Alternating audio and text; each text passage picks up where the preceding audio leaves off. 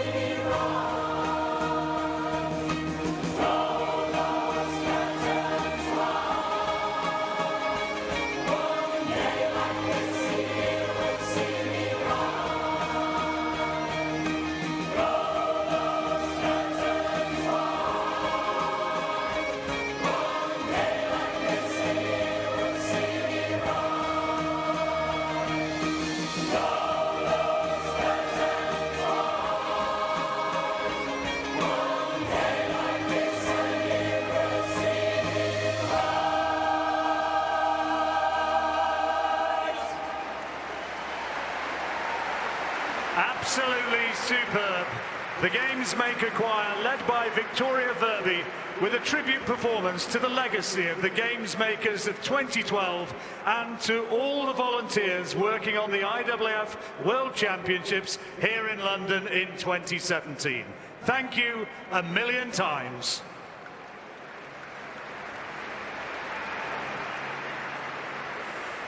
Please welcome now the wonderful Rebecca Ferguson to sing the national anthem of Great Britain and Northern Ireland.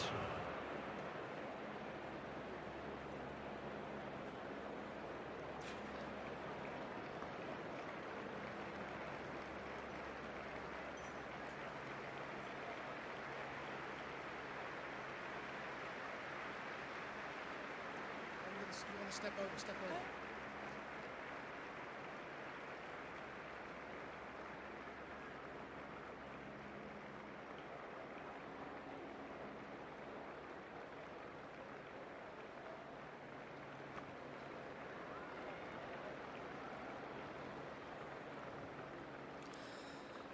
God save our gracious Queen.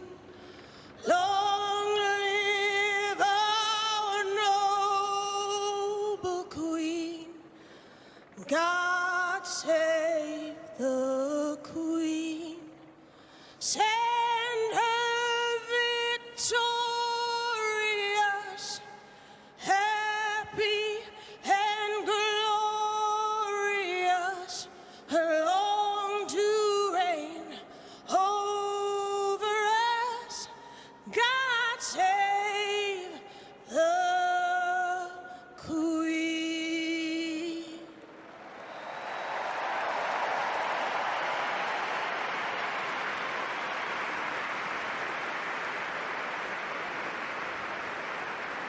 Ladies and gentlemen, please welcome His Royal Highness the Duke of York, IAAF President Sebastian Coe, and the Mayor of London, Sadiq Khan.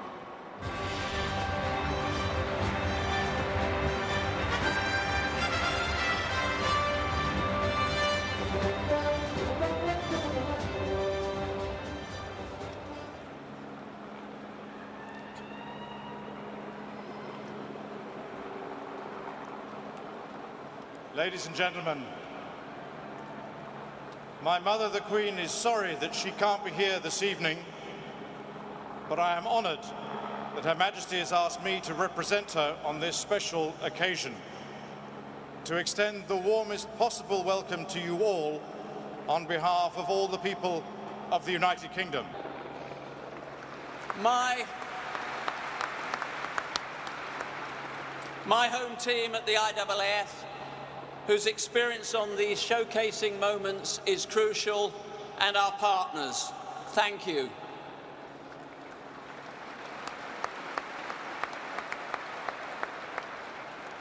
The volunteers who are about to write yet another chapter in the book called Generosity of Spirit, thank you.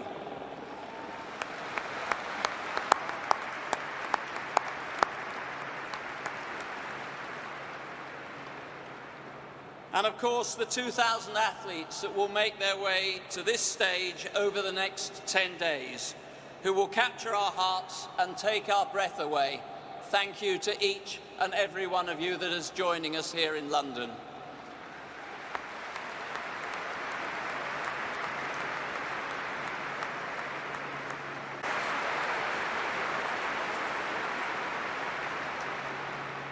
Huge privilege to be here with you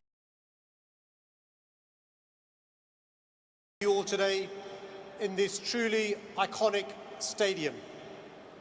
5 years ago, the eyes of the world were on London as we hosted the 2012 Olympic Games.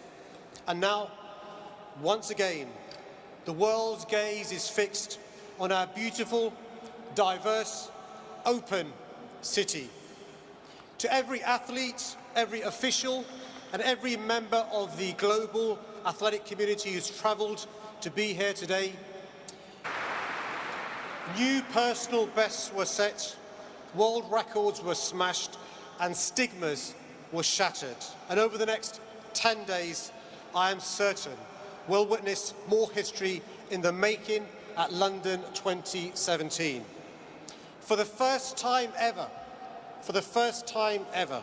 the IAAF World Championships are taking place in our great capital. And it's fitting that this global event should take place in a city as global as ours, a city with an international heritage and an international outlook. Because for generations, people have flocked to London from every corner of our globe, enriching our society, our culture and our economy. And this evening, we honour that tradition of welcoming talent by hosting the finest athletes anywhere on the planet, right here in our city. In doing so, we show that London is and will always be open to all, no matter the colour of your skin, the colour of your passport, or the colours of your national flag. It evokes is felt by everyone, rich and poor, old and young. Events like this also gives us the chance to showcase London at its very best. I want to thank the London 2017 Organising Committee and our partners at UK Athletics and UK Sport for their part in making these championships a reality. And of course, to the thousands of volunteers that have given up their time in making these championships happen, thank you.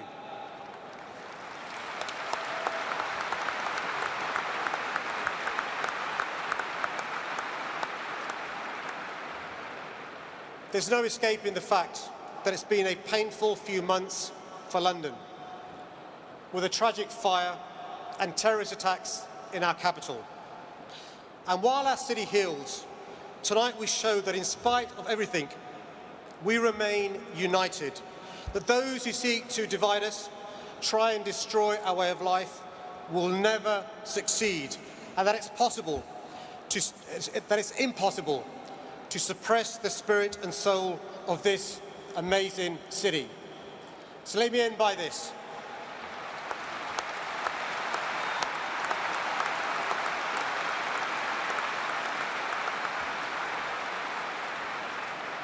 Let me end with this.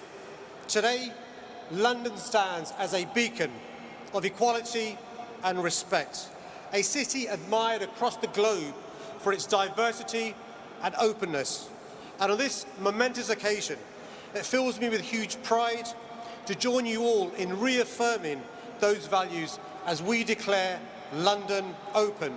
Open to the world's athletes, open to the world's sports fans, and open to the IAAF World Championships. Welcome to London 2017.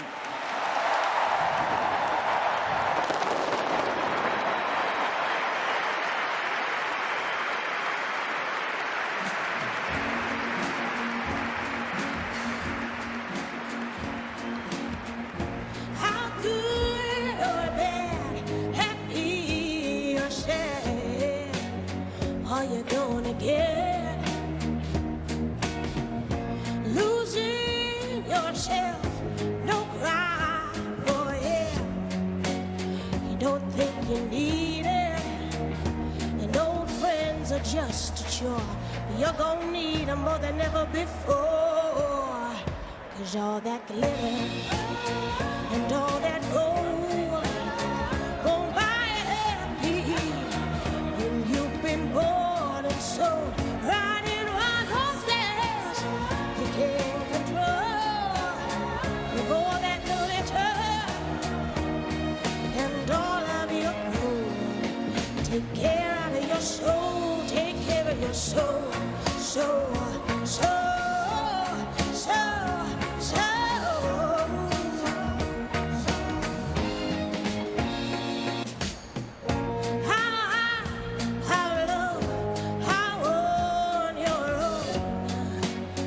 Does it have to get?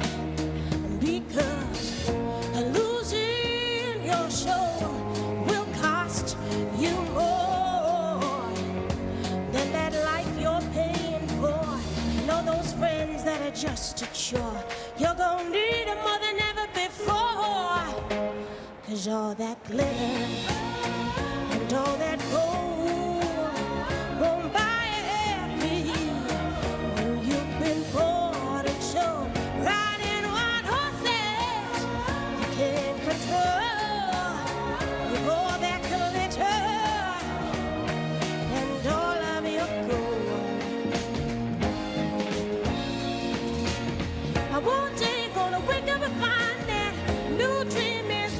shining. Nobody's by your side when the rain comes down and you're losing your mind. So you're gonna run to where you're gonna hide. Glitter and gold won't keep you warm on those lonely nights. Know those friends that are just a chore. You're gonna need them more than ever before. 'Cause all that glitter and all that gold won't buy you.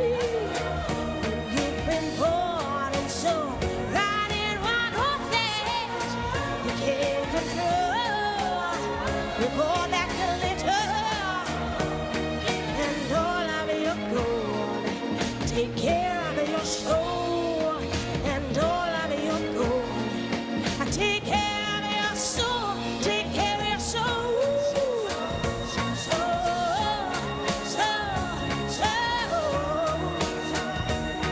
Take care of your soul. Take care of your soul. Take care of your soul. Take care of your soul. Take care of your soul. Take care of your soul.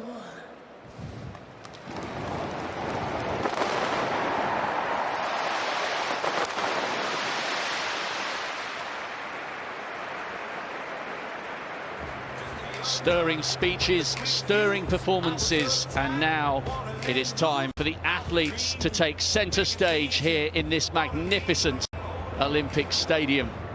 A cracking opening night in prospect, and the climax of the evening will be what many Brits in the crowd will hope will be a fabulous finish for Farah in the 10,000 metres. Here's what we've got coming up. We start with the prelims of the 100. We've got men's qualification in the discus and the long jump, women in action in the field with qualification in the pole vault. We've got women's 1500 qualification in what will arguably be one of the most competitive races of the championship. Then the first round proper of the 100, and we finish off with Mo Farah going for global title number 10 in the 10,000 metres. So we start with the preliminary round of the men's 100 metres. This for the right to join the big names in the first round proper. And there is only one name on top of the world, well, certainly as far as the last 7 or 8 years are concerned. Usain Bolt signing off tomorrow night, hopefully in the final. This is the battle to join him and the best of the rest in around about an hour's time.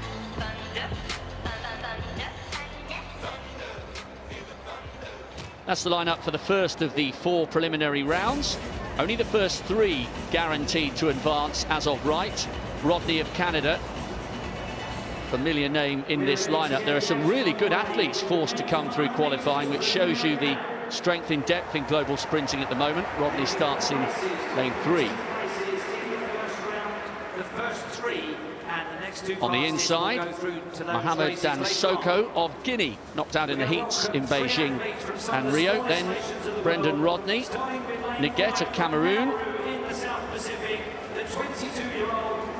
Dargigo of Nauru. He's a long way from home, knocked out in the heats of the Oceania Champs, the age of 22. Outside him, Matadi, dual citizenship with the United States.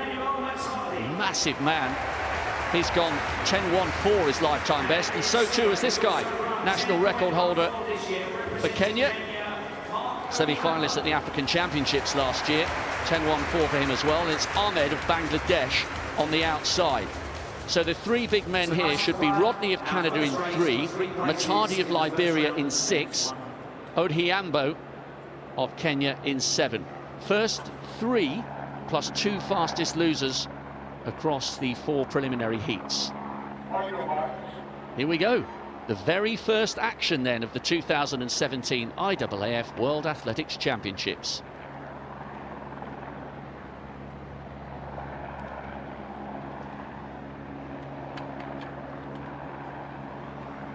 Rodney in 3 for Canada. Twice a global medalist in the 4x1 in Beijing and Rio, picked up a bronze. Matadi, centre of your picture there in the blue for Liberia. And Odhiambo of Kenya next to him.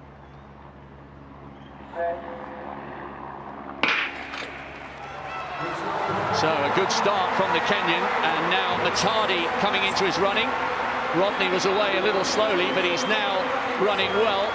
Matadi takes it, Rodney is there, and Odhiambo of Kenya also qualifying smoothly. Rodney will need to work on his start come the first round proper, but the three big names safely through from our first action. Well, Matadi there looked very slow to begin with, but these first rounds really give these athletes a bit of a chance to get into the atmosphere of these games.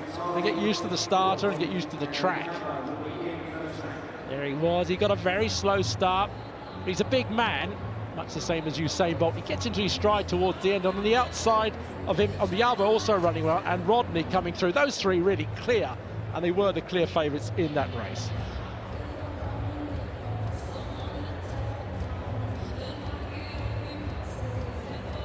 Well, alongside us over the next 10 days, I'm Rob Walker, Steve Ovett and Catherine Merry, both very much looking forward to what will unfold over the next week and a bit. And Catherine, Matadi, who used to represent the United States, an absolutely huge man. He's built like Harry Akins-Ariti of Great Britain. I didn't think there was a bigger sprinter than Harry AA. Well, there is. And in the first track action, as you say, Rob, a little dip finish there officially, 10.27, and a big smile as well. Going through to the next round where the top-ranked men will start their competition. Confirmation, Matadi taking that one from Brendan Rodney. Odhiambo made it. Nugget of Cameroon will have to wait to see if he can go through as one of the fastest losers.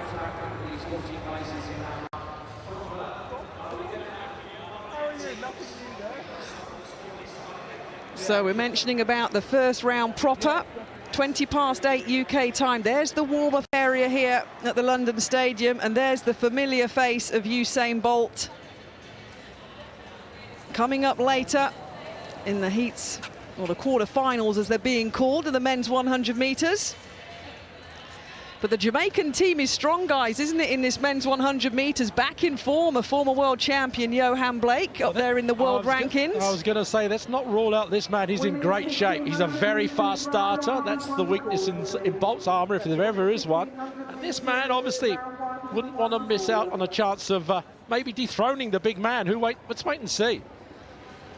Well, then the American Justin Gatlin. He's been there and done it. Won the US Championships. First three in their championships. Come towards these London World Championships. That's their qualification, and he won their trial, so he'll be battling it out with the Jamaicans later on. We go back now to this second round of the prelims. Some very fast men in this race, really. This is, as Rob said, just indicates the quality of the 100 metres, because some of these men have run very close to 10 seconds. Remember, it's the first three and the two fastest of these losers to go through to the preliminaries. There's one of the big men, Riyad Barnes, really.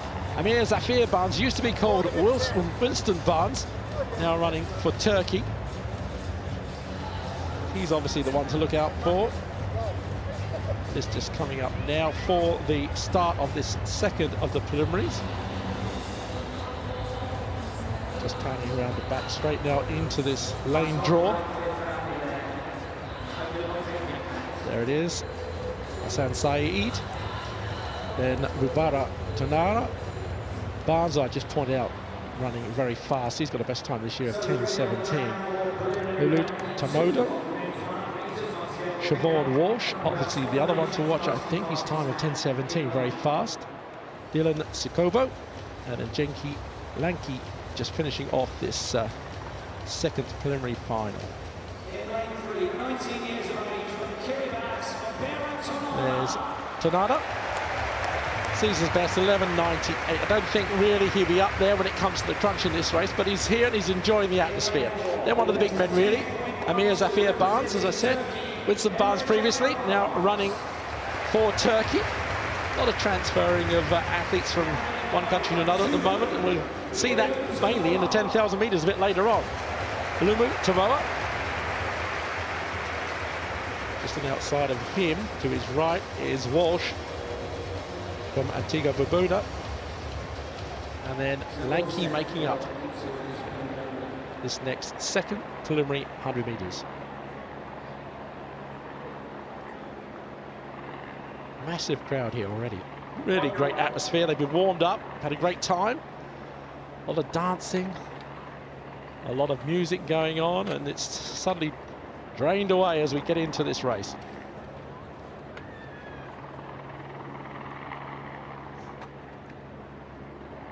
Now just looking at the scoreboard. Massive scoreboards either end of the stadium. Really is a perfect venue for track and field. Great camera angle too there.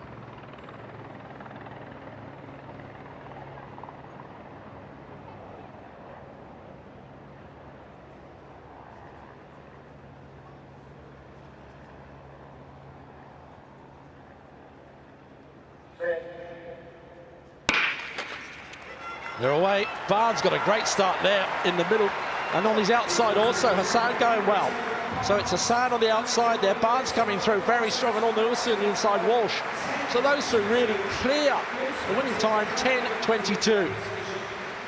Well, Amir Zafir Barnes looked very comfortable, and so he should really. One of the top men in that preliminary final. It was a good run, wasn't it, Steve? Just outside his season's best of 10.17. But all the favourites so far looking very comfortable.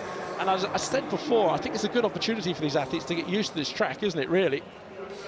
Well, it is. It's a good opportunity for a variety of reasons. Athletes that wouldn't normally qualify through to major championships because of small elations or various other reasons, getting an opportunity to race here in London. And as you say, Steve, some athletes not coming here in potentially their best form, another round, get used to the starter, the warm-up area. It's a wonderful opportunity. There's a photo finish of that second heat, and it was a comfortable win in the end, wasn't it, for Barnes? But as you said, as expected in lane number 4, him and Walsh, the two fastest in that second prelim 100.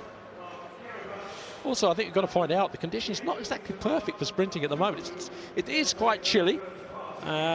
Not as hot as we were told the forecast was going to be for the start of these games, but having said that, they've got to get used to it. And the wind conditions also down at trackside maybe not as bad as it is. It's blowing a little bit outside,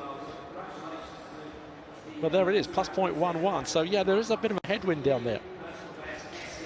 So 2 of the 4 prelim races underway, but also a tasty 1500, Rob Walker. You said in your introduction, potentially one of the most competitive events in this World Championships, and it definitely is with Genzabeh Dibaba in the mix. Yeah, Dibaba, world class. She's the world record holder. And what about the British contingent? It's going to be tough for Laura Muir. A lot of Britons felt as though she was a real standout favourite for gold after the European indoor double. She is a great athlete, but it's going to be tough to get on the podium in the 15. It really is. Yeah, I'd agree with that. One of the toughest races in the calendar. But they've got the heats tonight, semi-finals tomorrow, and then the finals. So that's going to be tough for these athletes. 3 big races. Linford Christie just looking on there, one of your old friends, I think. Well, yes, he coached me to an Olympic medal, so his jokes weren't the best. I can promise you he's laughing at his own joke there. But he's a very good coach, and he's looking forward to these 100 metres later, as we all are, aren't we? So we've got 2 of the prelim heats down, which means very shortly we'll have a couple more of the prelim 100 metres. But you mentioned the crowd. I don't think there's barely a seat, guys, in the house on this opening night. It's absolutely packed out, which is brilliant. The discus throws are out. The first qualifying group in the men's discus will start in 6 minutes. The long jumpers are out and the female pole vaulters. So it's an absolute hive of action already. It is absolutely superb to see so many people here on the first evening. We were told the ticket sales were good, and the numbers here would indicate that is absolutely right. Somewhere in the region of 700,000 tickets sold across the 10 days. There have even been people selling Usain Bolt scarves on the way to the stadium, and I'm sure there were a few Union Jacks for sale as well. It's a cracking backdrop for the drama that will unfold over the next 10 days. Heat number 3 in the men's 100 preliminary round. There is your lineup from lanes 2 to 8. Fastest in the field, Jan Volko of the Slovak Republic in lane number 3. So they've warmed up on the warm-up track. We've shown you a couple of shots of that so far. It's nice and close, the warm-up track here in London. Not a far distance for the athletes to travel. And there's Gilani, Saeed Gilani of Afghanistan. He's the Afghan record holder in 6 events, including the decathlon. But not in this event, the 100 metres, the 21-year-old. The youngest in the field, 17 years old, from the Solomon Islands. Paul Manukeni, 11.52 seconds this season. And on the outside, Abdullah Abkar Mohammed of Saudi Arabia ran 10.04 seconds last year to break the Saudi Arabian 100-metre record as a junior, so still 20 years old, and 10.28 seconds this season. So heat number 3 then in the men's 100. The first 3 in the next 2 fastest qualify for the quarterfinals at 8:20 UK time. It's in some decent running. Couple of races run in 10.2 seconds. Mohammed in lane number 8. 10.04 at his best, as I mentioned, but 10.28 this season. But the fastest man in this World Championship year is in lane number 3, Volko of the Slovak Republic.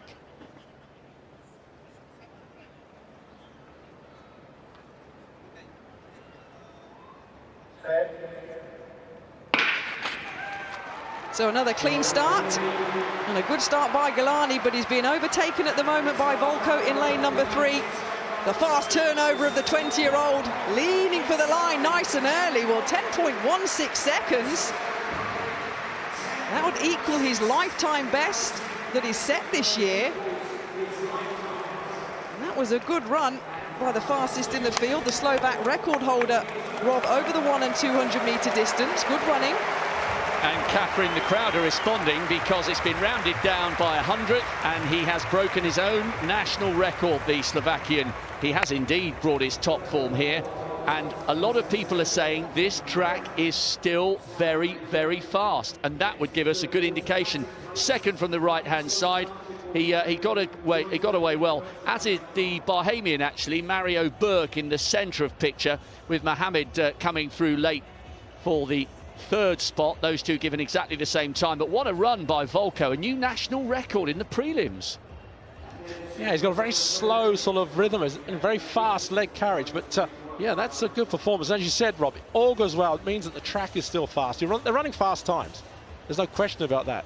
Whether the other athletes will do the same when it comes to the first round of the heats in proper, a little bit later this evening, we'll see then what sort of performance they produce. It bodes well, though, right, doesn't it, guys? Does. A little 10.15 there from Volko, getting himself into the first round proper, the quarterfinals later. Good example that was of good sprinting, because he's taken advantage of a preliminary round and broken a national record in decent conditions. So good running there in the 3rd of the 4 prelims. We'll see him later.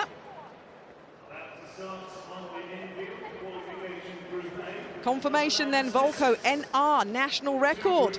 He'll be back later along with Burke and Mohammed in the quarterfinals.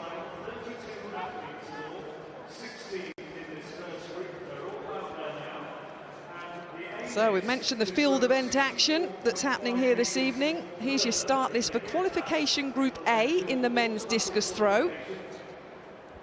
16 athletes due to line up. The final is tomorrow at 7:25 p.m. local time. But in this qualification Group A alone, we've got the defending champion. There's the name of Wojciech Malachowski from Poland, the 3-time world champion Robert Harting of Germany, and the world leader Daniel Stoll of Sweden. It's a fully loaded qualification group. Automatic qualification, 64 meters and 50, or the top 12 positions. Basically, throw over 64 meters and 50 and you're back for the final tomorrow evening. And if 12 athletes don't do that over the 2 pools, then the top 12 will be taken. So, Haddadi of Iran will open the men's discus throw at these World Championships here in London. 64 meters and 54 this season. That's thrown nearly 70 meters back in 2008. But he knows the stadium well because he won London Olympic silver here in 2012. So So he'll be looking for a little bit of that London magic that he had 5 years ago.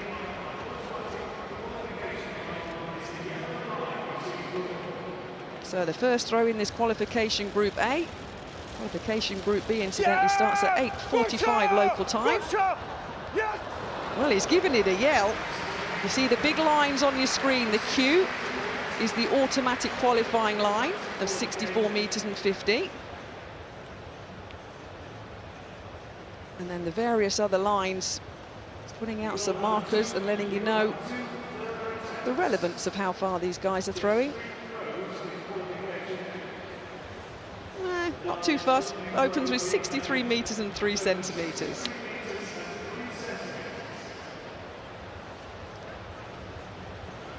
Eric Cadet of the Netherlands. Now, he's 4 times the Dutch champion. Close to 65 meters this season. Also was at those London Olympic Games here. Was 10th in this discus competition. So first round for Cadet.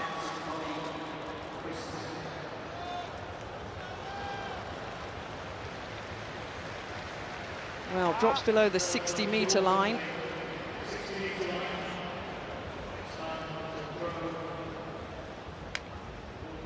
Should be a hotly contested event, this, at the World Championships. I mentioned in the lead-up in this group, Daniel Stoll, who's next to throw, the world leader, Swedish athlete in super form this year. But Cadet, 58 meters and 19.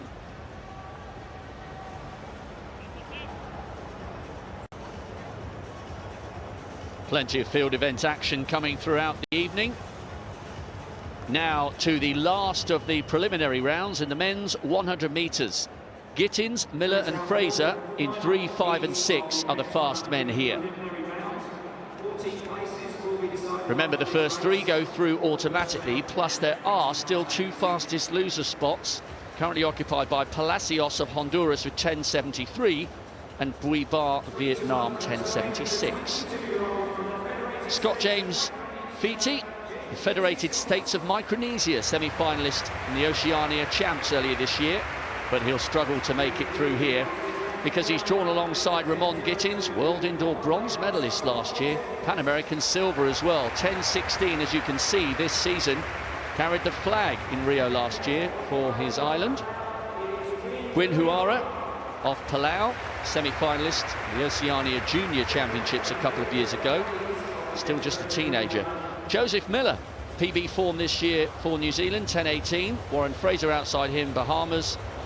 Batambok of Cameroon in 7, and Rifian of Comoros on the outside in 8. But the 3 fastest men here, Gittins of Barbados in 3, Miller New Zealand 5, Fraser Bahamas in 6.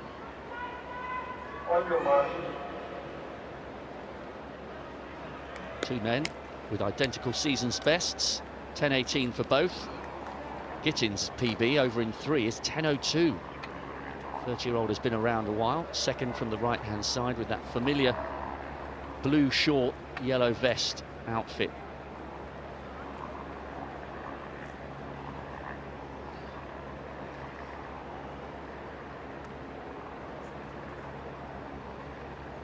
Last chance to join the big men in the first round proper.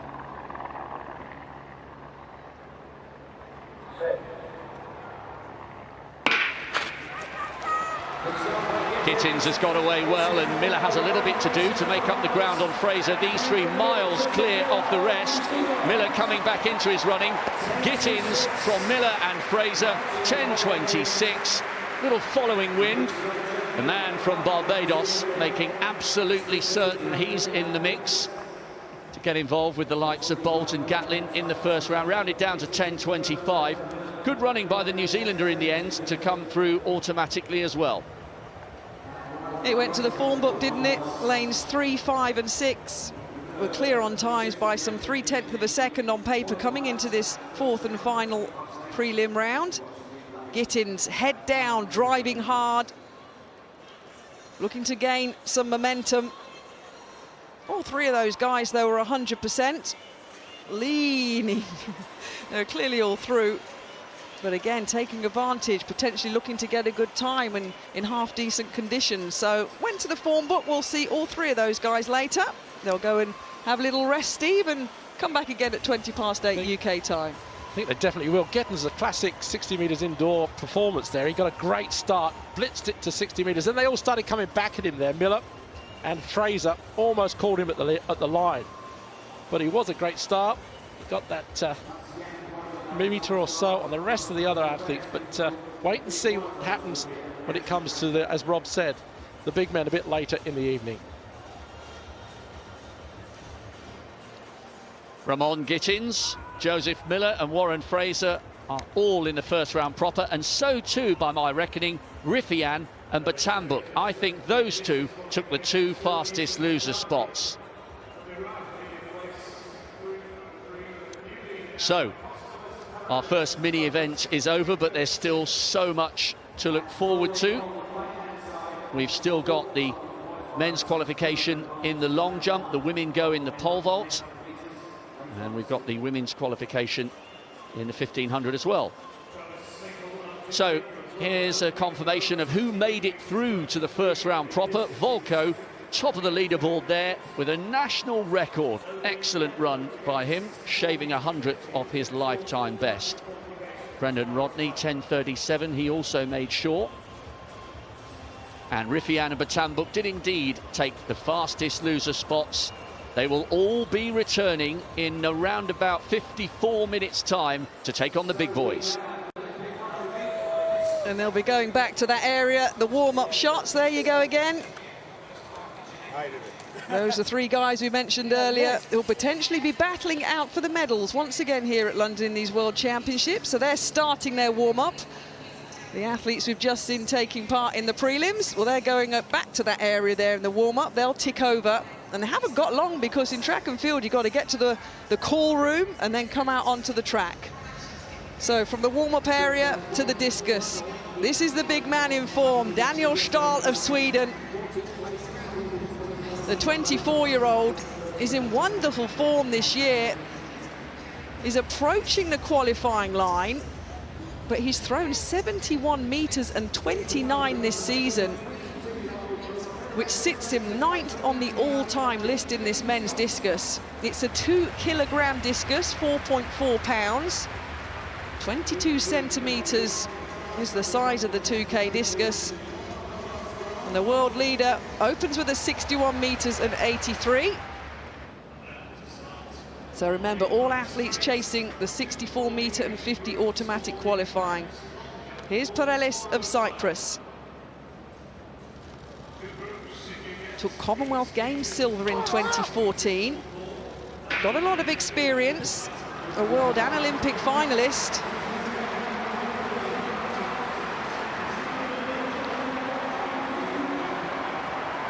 So like the throwers before in this A qualification group, edging near the automatic qualifying line.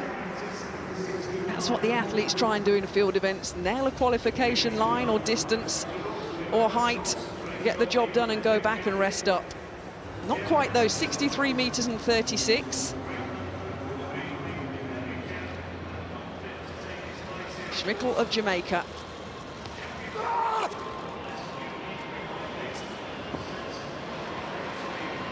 Well, again, getting near the big Q and a big 64 meter 50 line. He had an astonishing improvement from 59 meters and 83 to 67 meters and 12 in his first year as a senior athlete in 2012. But now 25, looking to get back to that form. He's a 65 meter thrower this season. If he could do that, he'd be automatically through. First attempt, 63 meters and 23. Sifan Hassan, one of the names who will undoubtedly feature, you would suspect, in the 1500 meter final. We've mentioned this before, Steve. The women's 15 is potentially one of the most competitive races over the next 10 days. Yeah, for some reason or other, you get years where the athletes are running exceptionally well. It is the women's 1500 meters this year. Luckily for the athletes, I think they've got a fairly easy qualification in the first round. First 6 go through, so really no tension there. They've just got to do the job, go through as easily as possible to the semi-finals tomorrow. Well, a lovely evening in London. Look at that, absolutely beautiful. There was a chance of rain earlier, but it looks like it's not over us at the moment, Rob, so that's good. That's what we like. Yes, I did think we were going to receive the heavens' finest, but the skies have cleared, and we've got a fabulous opening night here in the Olympic Stadium. Weissedinger of Austria, round number 1 in the men's discus. Oh, manages to keep himself in the circle. We're still waiting for our first automatic qualifier. It will come. They're getting very close, aren't they? 6 at the Rio Olympics last year. He's inside the world top 10 this season, the Austrian. Thrown a 66 meters and 52. Look at that, the control to stay inside the circle. Got to keep every part of your body in. 63 meters and 57. That puts him into the lead in qualification A. Long jump, there's Group A, and the one to watch really is Luvo Mayunga, who's just produced a massive jump this year, the Commonwealth record holder now, with that 8.65, just 1 centimetre behind the Olympic champion, who goes in the next B group, Jeffrey Henderson. But it's going to be a fascinating competition, this really, because some very good athletes here coming into form at the right time. Well, a British point of view, they're disappointed that Greg Rutherford won't be taking part with an injury this season, but he's around in the broadcast booth giving his expert opinion. So the competition and the fans may miss Greg Rutherford, but again, another really hard event to call here at these World Championships, isn't it? There's interesting things that even 3 of the Chinese are coming into form at the moment. Wang Shi and Wang, they're in great shape, so it could be anybody really. But I think obviously if there's the favourite, it's got to be this man from South Africa, Mayunga. Qualification there, 8 meters 05, or top 12 position. I think a lot of guys will go over that 8.05 quite easily, so we'll wait and see. Mayunga could be one of the stories of the next 10 days. That 860 plus jump was absolutely superb earlier this season. The action continues on the track now with the first of 3 opening round encounters in the women's 1500. As Steve was saying, it's fairly generous qualification here. First 6 plus 6 fastest losers into tomorrow's semis, ready for the final on Monday. Dibaba is the world record holder. She goes in this one as the defending champion as well. Olympic silver last year, losing out to Faith Kipyegon. Another interesting name there. You'll be used to seeing the name Caster Semenya in 800-metre starting lineups, but she's decided to do the 15 here, which is interesting because it's the longer distance first, Steve. It certainly is. When she hasn't got great form this year over the distance, so it is surprising, but you mustn't underestimate her, Rob. She could produce a result, especially if it's a slow race. And that's where she comes into her own, really. McGeehan on the outside, European bronze medalist last year, then Werku, Cifuentes, and then Genzebe Dibaba. Double world indoor champion over 3,000 metres, world record holder, defending champion here, and Olympic silver medalist. Kate Grace. Terzic has run well for Serbia, and then Winnie Chepet, second in the Kenyan trials. 4th fastest in the world this year. With that 3:59.16, she will expect to progress smoothly. Don't forget about Arafi. Zoe Buckman's running well. Perez of Spain. And then Caster Semenya. 4 times a global champion over 800 metres. 4:01, her PB last year over the 15. Miles slower than that this year. But as Steve was saying, that may count for nothing, and we can expect a good reaction from the crowd here for the Great Britain athlete, Jess Judd, world junior silver medalist over 800 back in 2012, and now coming back to some good form after some lean years by her own high standards as a junior. First Britain taking to the track this evening. Here we go then, first of the 3 heats in the women's 1500.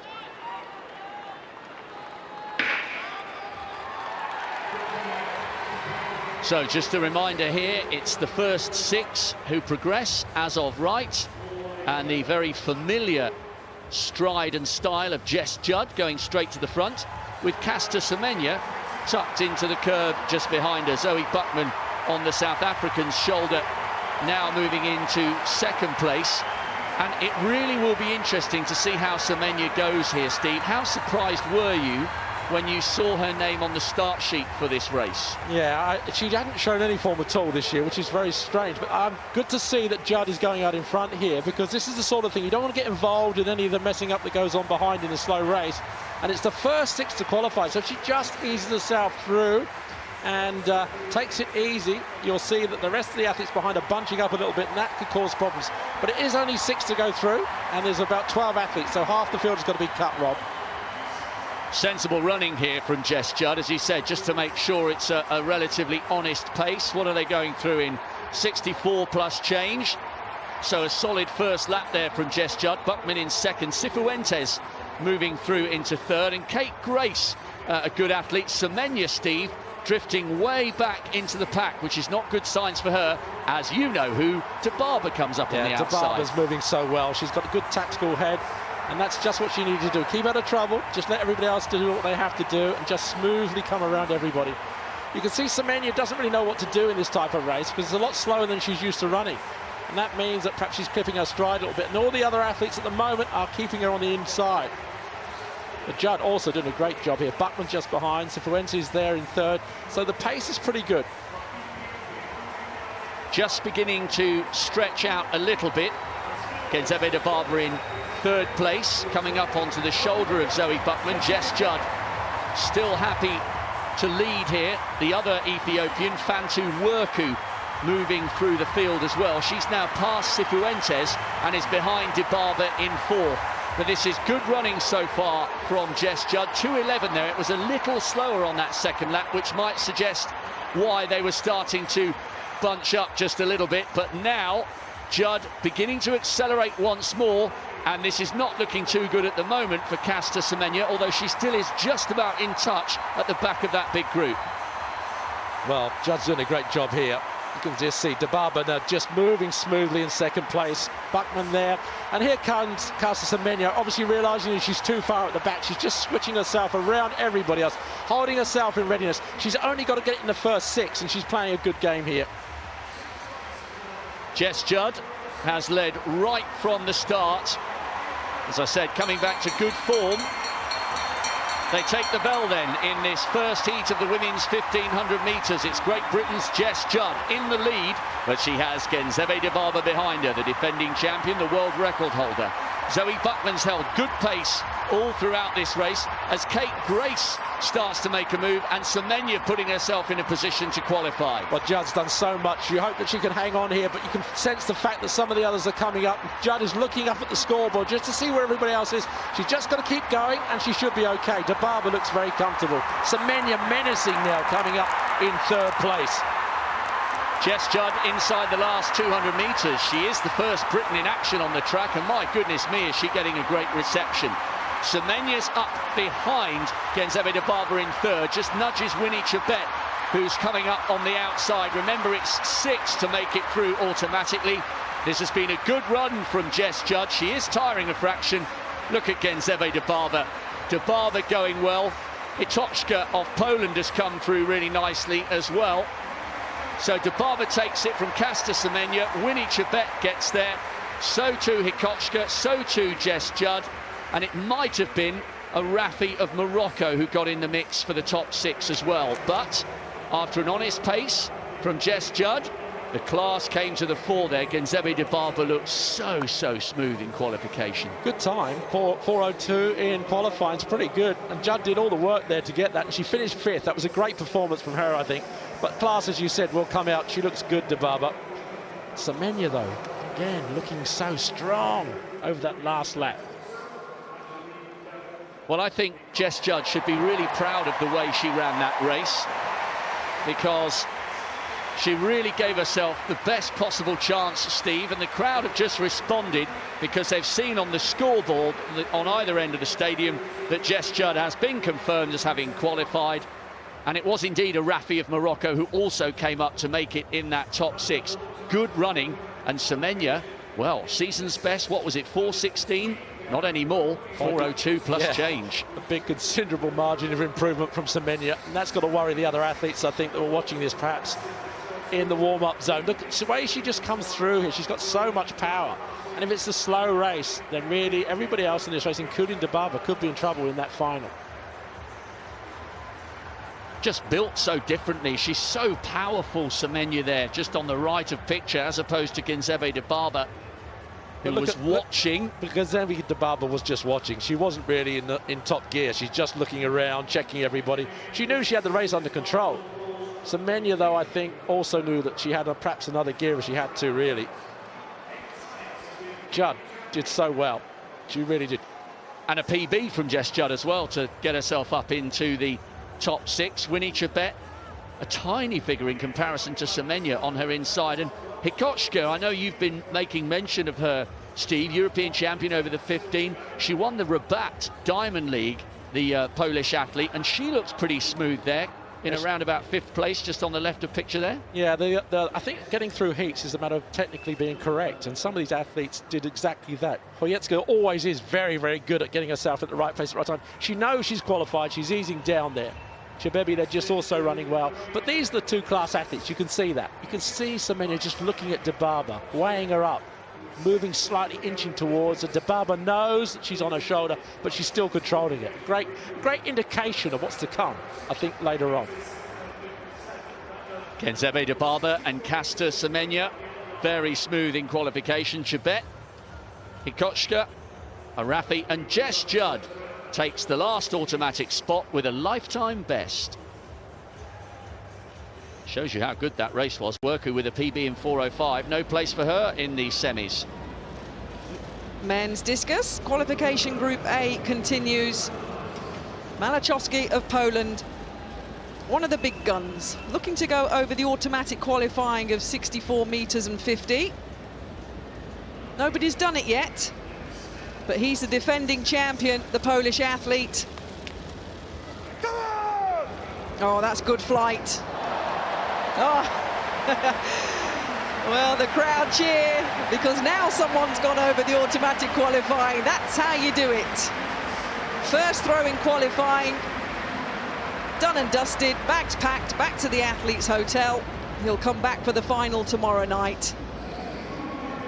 Twice a European champion, twice an Olympic silver medal, a silver medalist.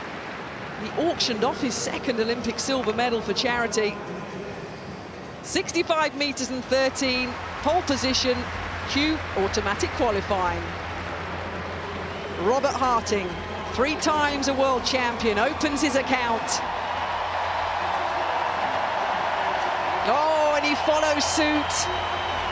The battles that Harting and Malachowski have had over the years in this discus throw, between them only Malachowski and Harting, well, they've won the last 4 world titles.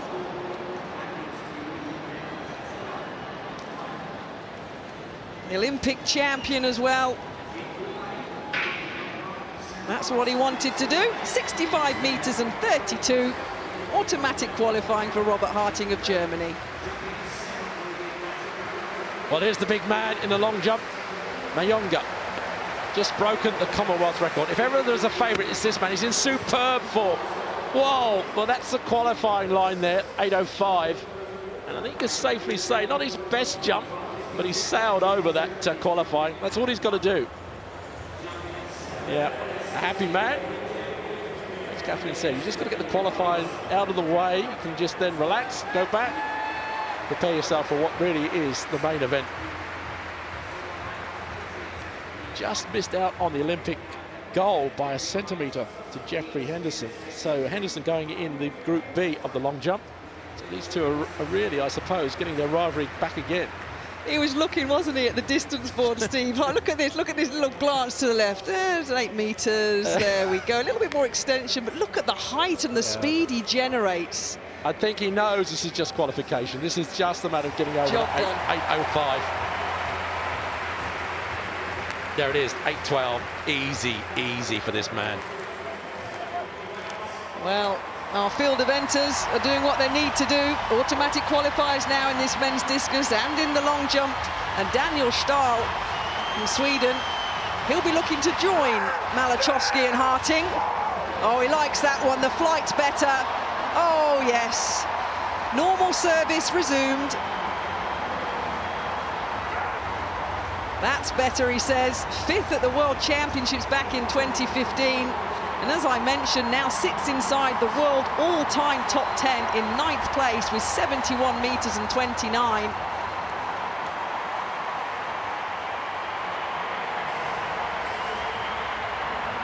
.67 metres and 64. Automatic qualifying done.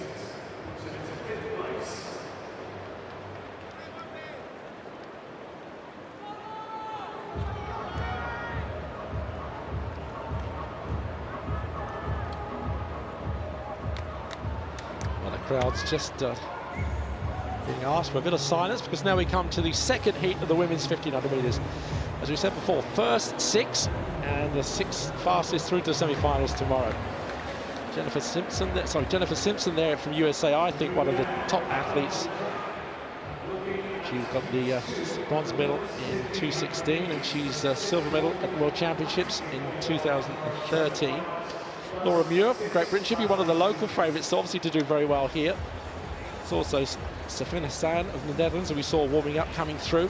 So it's pretty comfortable, really. There's Laura Muir, Great Britain.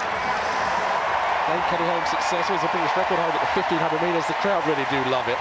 She was second in the London Mile and third in Morocco, so Monte Carlo. So she's in great shape. Safin Hassan, there she is. We saw her just coming through, didn't we, in the warm-up area. World indoor champion at the 1500 metres. She won the Paris Diamond League, and when she beat Faith Kipyego, who's another one of the big favourites in this 1500 metres in the women's. It's a great field this year, really is. We keep saying it, but I don't think I've ever seen the depth that we've got this year in this particular event. And there's Jenny Simpson, the Olympic bronze medalist. A great tactician, this woman. She is always in the right place at the right time. The American champion. 4th times at that as well. Then we go back in lane 1. Freitas of Portugal. She's the collegiate champion of America. So obviously another great athlete to watch. Big field. Let's hope there's no falls. We saw fast-paced set in that first heat, 4:02, so they know what they've got to do now. They know that they've got to keep the pace going.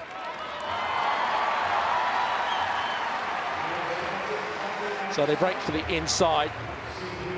15 women now, just 6 places to go through.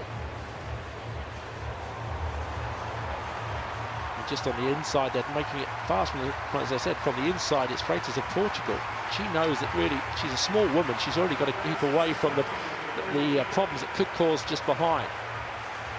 Well, she's held the inside line, hasn't she, from her starting position. Jenny Simpson. Simpson always is in the right place, Kath. She's she moves well. I mean, you can't be the 4-time American champion and win as many medals as she's done at all the major championships if you haven't got a good brain. No, she's a fierce competitor, Jenny Simpson, sitting in second. She's trying to be only the 2nd woman in World Championship history to win 3 World Championship medals in this event. As you say, Steve, she's been there and done it before, and sitting on the shoulder of Freitas now. Then Hall's in the mix, Reid. Hall's a good athlete. She's an Australian that's improved tremendously over the last year. Got her time down to about 4:01, and she's always good at getting into the right rhythm of a race, because she can run fast. She's not a great finisher, but she can run fast, and I think she knows now that this pace is pretty respectable. And Akdad coming through there on the outside, also one of the ones to watch. Transferee from Kenya yet again. She was Jepkiri Malayo. Britain's Laura Muir at the moment, 3 from the back in the second heat. Taking it easy, though. Yeah, we saw it before, didn't we? That Semenya taking it easy. Laura, though, I think has got to be a bit careful, because some of these athletes are pretty fast over the last lap. But she is a long stride, and she's coming round now. I think she realises she's got to get herself out of problems. Tsegay, though, just coming and tracking her, another one to watch in this race. Hall just being closed in, I think, here, the Australian. Freitas still trying to hold on. She's being pushed and shoved a bit as Simpson comes through. Well, Simpson's taking control of this, and right at the back of the field is Hassan at the moment in the orange of the Netherlands. So she's comfortably sitting off the pace, the world leader.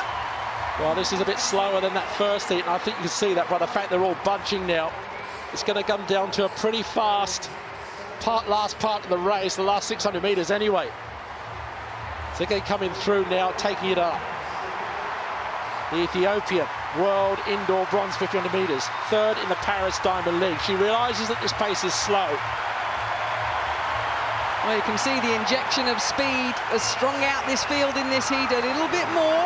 But the big players are in the mix. Hassan's going to make her move at any moment because she's at the back of this pack at the moment, and the bell's going to go with 400 metres to go. Remember, it's the first 6, and then the next 6 fastest over these heats to go to the semi-final. And here comes Hassan. She's moving through. She's leaving it late, and this is going to be fast. Tsegay's leading them through now. Muir obviously in the right place. Akdad there. Simpson just caught on the inside and being boxed. Akdad coming through. Global on the outside also looking good, but look at the bunching going on here, and remember it's just 6 to come through. There's going to be a lot of worried athletes coming down this back straight. Global coming through, Muir just holding her at bay. Hassan, look at her, she's struggling a little bit, but she is coming through on the outside. Muir looking good, the Brits holding them off. They're coming down the home straight now. It's going to be close. Akawi it is that's looking through at the moment. Muir's in them inside there. Simpson just in 3. Coming on the outside. Hassan is looking as if she's going to come through to win it, and I think she may do. The others are just holding her off. It's the first 6. It's going to be close. Hassan is coming through, and I think she's just going to get it in the end. Wow. It's a pretty fast last 400 metres. Some of those athletes will be disappointed because they really left it too late. Hassan, though, did everything she had to do. She came through fast over the last 400 metres, but even she really didn't look comfortable throughout the whole of the race. What an interesting qualifying in that women's 1500 metre heat. And you look at the finishing time as well of 4:08, compare it to the first heat of a 4:02. So we're not going to get any potential non-fastest losers from that heat, no. Which is a surprise when, as you said at the beginning of the race, Steve, you know what you have to do. But the big players were there. Hassan just got herself in the mix, didn't she, when she knew she needed to. But Laura Muir looked in control as well. But keep an eye there on the world leader, Hassan. In many people's minds, she could potentially be the favourite for this world title, but you could throw a blanket, as we say in England, over the first group there, couldn't we? With just the 6 going through, a real burn-up. We'll have to wait and see what sort of positions they give these athletes here, but at the end, really, it was so close. I mean, some of these athletes are going to be disappointed behind because they've left out. We saw the first heat, they knew it was fast. The second heat slowed right down. Tsegay on the inside, they lost out a little bit in the end. Akawi coming through on the inside. Muir, they're very strong. I think she knew she had the race under control. Simpson also run very well. She's one to watch, I think, really. Klein coming on the outside. And Hassan, though, really, I think she did everything she had to do, but she made it hard work for herself, I think. Yep, there's your photo finish. It was Klein, the German, who's picked up the 6th automatic qualifying spot. In just over 4:09. Really hard to read into when they run heats like that, Rob, isn't it? Because you don't know how much Hassan needed to do, how much she wanted to do, how much she did do. Yeah, I mean, it is hard to tell. She did just enough. By the way, there was a little clash there between Hassan and Grovedal, and I think that may well cost Grovedal a place in the semi-finals because she's finished 7th there with 4:09.56. The Norwegian had put herself in a good position there, but there was a clash between the two of them. Hassan pushed on, but that was the point at which the Norwegian lost her place in the first 6. But look at that. They're going across the line. It's the 1500 metres. They're going across the line like it's a sprint race. Dipping for the line, all of them, because they're not sure if there's anybody else coming up fast. Well, there it is, confirmation of Hassan's victory. Very slow time compared to the first heat of 4:08.89. And Simpson, Tsegay, Muir, Akawi and Klein. They're the ones that go through by right. I don't think any of the others really will go through. I don't think so at all. So from the track back into the field, Mason Finley of the USA. Round number 2, open with a 63 metres and 98. Remember, automatic qualifying 64 metres and 50. He has that in his locker. He's done a 65 metres and 48 this season. Olympic finalist last year. Just a little bit past the yellow line with the big Q for automatic qualifying. Twice the US champion, including this year in the World Championship year. The 26-year-old through here just a few weeks ago, came 7th at the London Diamond League.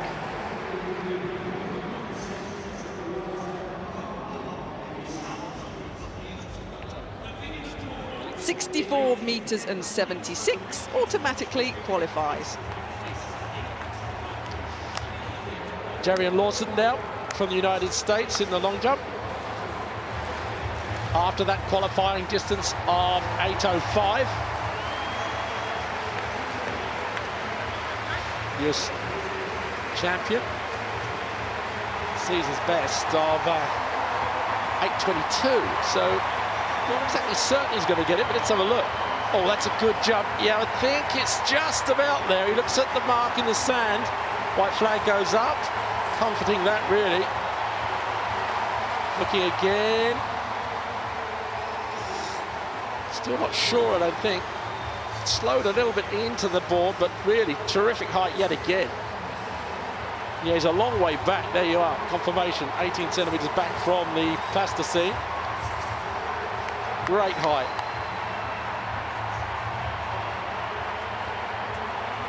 Well, there it is, 8:02. So, well, just a little bit shy of that qualifying. So you have to do maybe just one more jump. He is capable of coming over that distance fairly easily. Tornéus of Sweden, personal best of 8:44, season's best 8:30.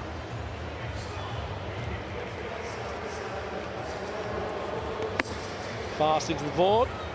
Ooh, another one close to that qualifying, really. 4th at London Olympics, missing bronze by just 1 centimetre. Very rangy, very long, striding into the board.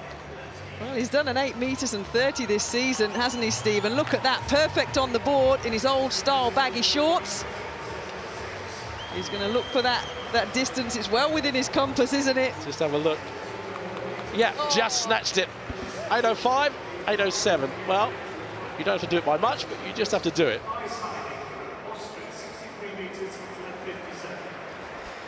Juska from the Czech Republic. The Czech record holder. Good form, he's done the season's best of 8:29, so let's see what he can do now in the qualifying rounds. Ooh, again. White flag goes up and he's close. They all wander back, casually look down, don't they? They don't stare at it, they just casually look down as if it's going to increase if they don't stare at it. But it won't, I'm afraid. There you go, perfect really on the board. I think half of it's a look of fear. They don't want to look too closely in case it makes the officials look too closely. Just that cool. Of course it was a solid jump, but again, such height generated. The new Czech record holder. Oh, yeah, not quite, is it, for Juska? He's going to have to do it again. 8:01.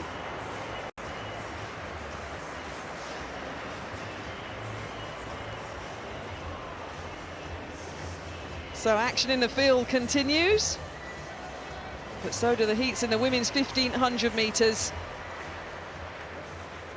And there is your lineup. Great Britain's Laura Waitman in this one, as is Faith Kipyegon of Kenya and Kloster Haufen of Germany. Just some of the big names to look out for. Remember, the first 6 and the next 6 fastest go towards the semi-finals. Sarah McDonnell from Great Britain, Northern Ireland, the 24-year-old UK indoor champion this year. She'll start on the outside. Another big lineup, 15 athletes due in this third heat of the women's 1500 metres. But there is the tall figure of Konstanz Klosterhalfen of Germany, the world number 5 this year, 20 years old. Germany's quickest runner for a couple of decades. The second British athlete in this field, Laura Waitman, 2 successive Olympic finals at 1500 metres. Her coach Steve Cram ran in 3. And then the final few athletes in this third and final heat. And there's the big name, Faith Kipyegon, the Olympic champion, the Commonwealth champion, and the world number 2 this year. So, the third and final heat of this women's 1500 metres. We've seen the likes of Dibaba, Muir, Hassan. And Kipyegon will start in position number 3, the world number 2 this year, looking to get in the top 6 to qualify for those semi-finals tomorrow.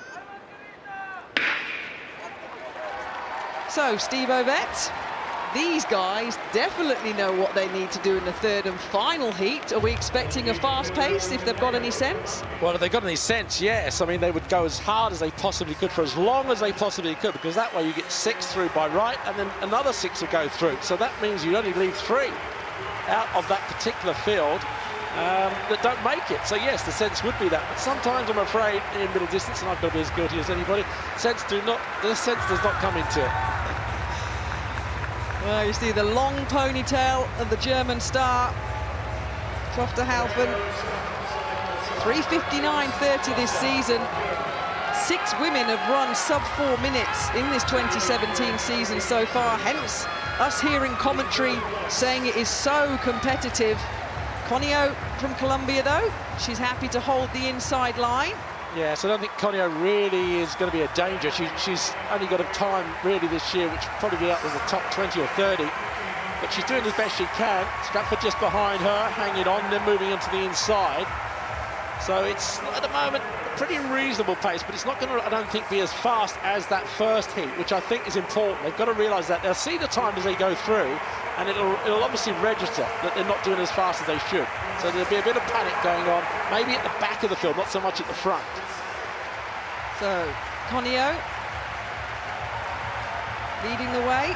Klosterhalfen, the 2 British athletes, in good positions at the moment. And Kipyegon, though, Faith Kipyegon making her little move now onto the shoulder in 5th place, getting herself into a good position as Saido, the Ethiopian, moves round on the outside. Waitman there also looking well. She's very tall, the British athlete, just in the middle of that pack. And she's trained by, as you said, Steve Cram, and that's all she has to do at the moment, just keep where she is. Kipyegon, though, looking very comfortable. Saido coming through. So the moment, the pace not that fast, and I think because of that, you see Klosterhalfen coming through from Germany and keeping the pace going. She doesn't look as if she's a very fast sprinter. She's a very frail athlete, but she's got the strength, I think, to keep this pace going. Oh, she's one of these young stars in world athletics, is Klosterhalfen. I mentioned just 20 years old, was 2nd in the World Indoor Championships behind Great Britain's Laura Muir this season. She's put a little bit of an injection of pace down the back straight here, Steve. She's strung this field out in the final heat. Good move, that. It's not exactly an acceleration. It's almost like an increase, slow but sure, over that lap. And she really has started stringing them out. Kipyegon's gone with her, though. Every move she made, she went with her. So really one of the big names just keeping up there at the moment. So the world number 5 leading the world number 2, the Olympic champion Faith Kipyegon in 2nd. They're going to come round to the bell. Remember, the top 6 will get a place in the semi-finals tomorrow. Saido just behind them. They're also stringing out now. Bata just behind her.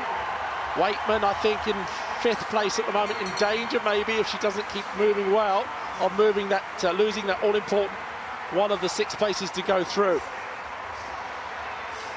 So Kipyegon takes up the lead. Saido's trying to come past Klosterhalfen. Bata's there. Waitman in 5th. 200 metres to go in the final heat of this women's 1500 metres. The semi-finals tomorrow. The final is the last event of the programme on Monday night. And Kipyegon, Faith Kipyegon, the Olympic champion, looking up at the big screen, leading through Bata of Sweden in 2nd. Saido's currently in 3rd. Klofterhausen, well, she's trying to hang on. Laura Waitman's trying to make sure she gets in the top 6 position as well. A nice big gap though, and unofficially 4:03.1. And it is the Olympic champion who books a place in the semi-finals tomorrow. Good run. She really did everything she had to do there. Looked very comfortable. Kipyegon just started to sort of move up there when Klostterhausen decided to move over the last sort of 800 meters or so, and that's all she had to do. Just see her there, looking very comfortable, really. She stretched the field out. That's good. And by doing that, I think we may get some of the qualifiers from this third heat through to that semi-final tomorrow. Inawi of Poland finished like an absolute train to come through in 3rd place there, just crossing the line in the white vest of Poland. But Kipyegon, one of the many names that we've got in the hat here to potentially take this women's 1500 meter title. Looking up at the screen, a slight glance to her right. Yeah, just think, as you say, you just saw the figure of Inawi come through. Waitman also, I think, on the inside there was pretty good. She came through very comfortably for 4th, so good run from her as well. And the early leader, Klostterhausen, the German,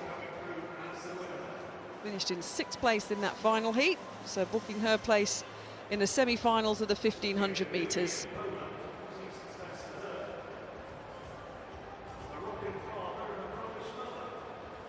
So they didn't disappoint. All the big names are through, including this athlete.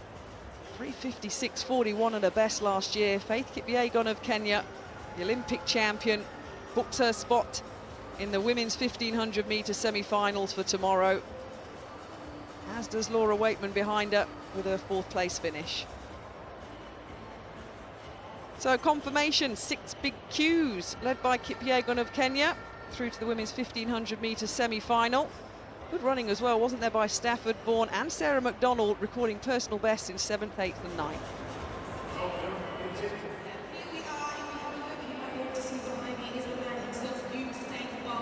Those 3 athletes should in fact go through as fastest losers, so 1 or 2 did make it through from that 3rd heat.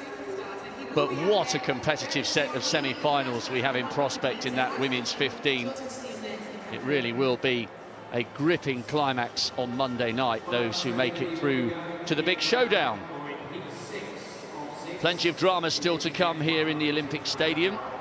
We've got the first round proper of the men's 100 metres not too far away. We've got the qualification for the men's long jump and men's discus going on, and the women's pole vault in the early stages of qualification as well. And then 9:20 local times, about 1 hour 10 minutes time, the big man Mo Farah steps onto the track for the very last time over 10,000 metres.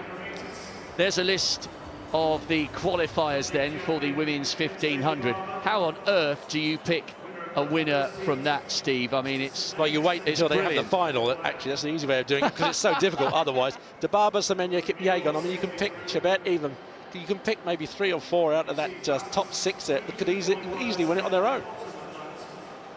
6 fastest losers there. Sarah McDonald did indeed, with a lifetime best, just get the last of those spots. Hannah Klein going through with 4:09. Jenny Simpson, she's got that wily head and all that experience. Hassan, 4:08.89. Laura Muir also there as well. I mean, all the top athletes went through fairly comfortably, as they should do, with 6 to qualify out of those heats. Yeah, and in those semi-finals tomorrow, then I think we're going to see, like we do in most events, isn't it, when the sprints event gets to the semi-finals, then we'll see the real form and pace of some of the runners and riders. Back to the long jump now, Masud of Cuba.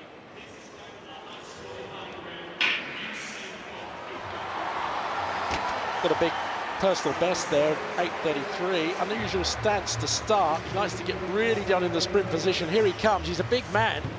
A lot of speed. Oh, that's well clear of that qualifying. That really is. That's probably the best one we've seen so far.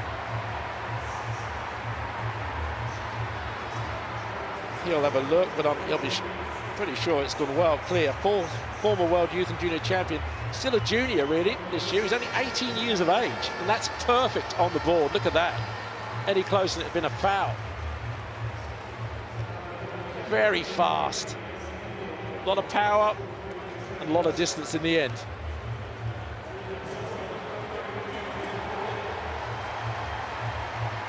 There it is, 8:15. Wow, big jump.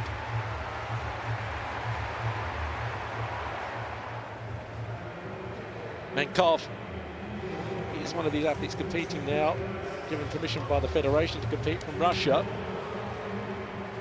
Oh, that's another big jump.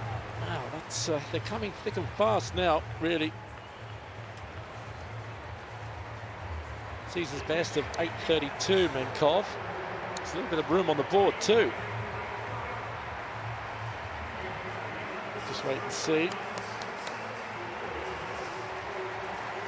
Won the World Indoor Championships back in 2013. 8:07, yeah. So there you go. They say it's a national record, but that's not actually strictly true. They've obviously got mixed up because he's running, competing independently at these games. Milanov from Belgium. Men's discus qualification Group A continues.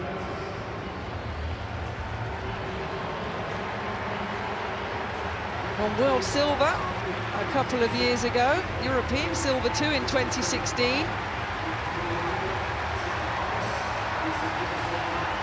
Fifth-ranked athlete in the world this year. Well, you can see why he's running his fingers through in hair, because that was a 63.16, so no automatic qualifying in 8th position.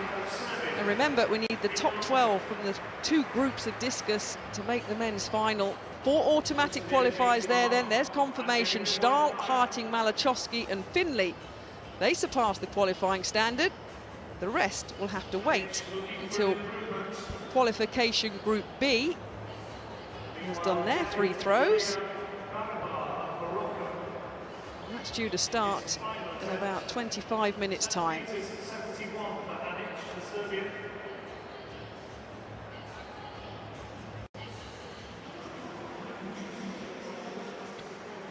Okay, so we go back now. This is Group B in the men's long jump.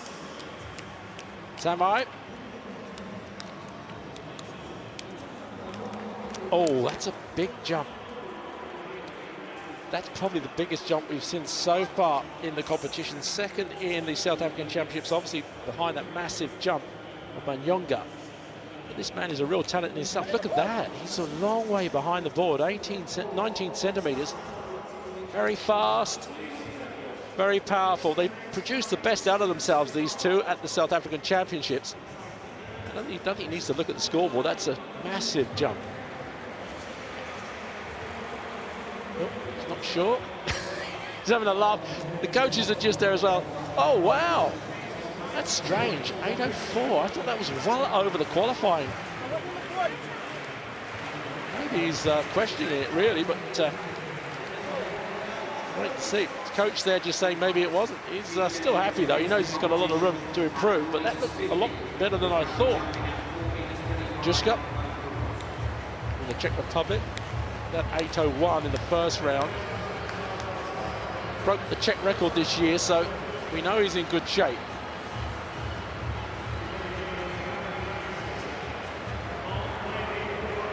.829 that was. Now he's just starting to get into his rhythm here. 8:05 is what he's looking for. Oh, again, that looked a good qualifier, much the same as we saw previously, but white flag goes up.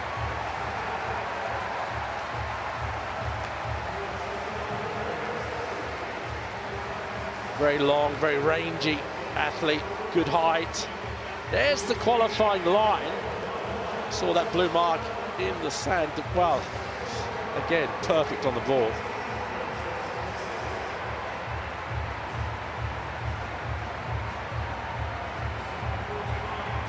Seventh here in London recently in the Golden League, but that's 8:24. Yeah, I thought it was a good jump.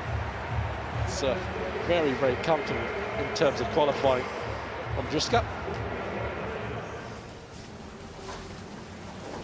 Well, we've seen the preliminary round in the men's 100 metres, and now we get to the first round proper.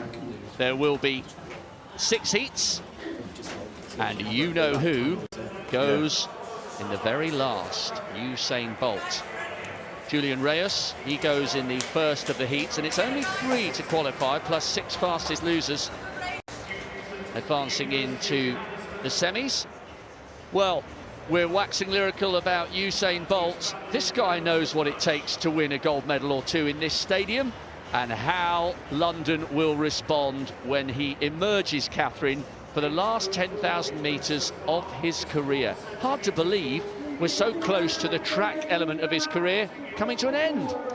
Well, indeed. He's going for the treble double, isn't he? 2013, 2015, he won the 5 and the 10,000 metres. He starts his campaign tonight over the 10,000 metres. Well, do you know what, Catherine? He has said that he's not in quite the form that he was 2 years ago. Is this a chance for the Kenyans to put him under pressure? Geoffrey Kamworor, now shaking hands there, is an absolute monster when he gets it right. I have been privileged enough to watch all 4 of his global titles over the cross-country twice and the half-marathon twice. Maybe he could be the man to break British hearts. Meanwhile, the long jump continues. Lawson now on the runway. Well, on the runway now, Lawson, the American champion. Quite good enough in the first round. Let's see what he can do now. Oh, well, that's going to be close again. Wow. He's not at his best, is he? He's having a good look at that. Good height. He's got the height. Not anywhere near where he should be on the board. We'll have to have another anxious wait until that score comes up.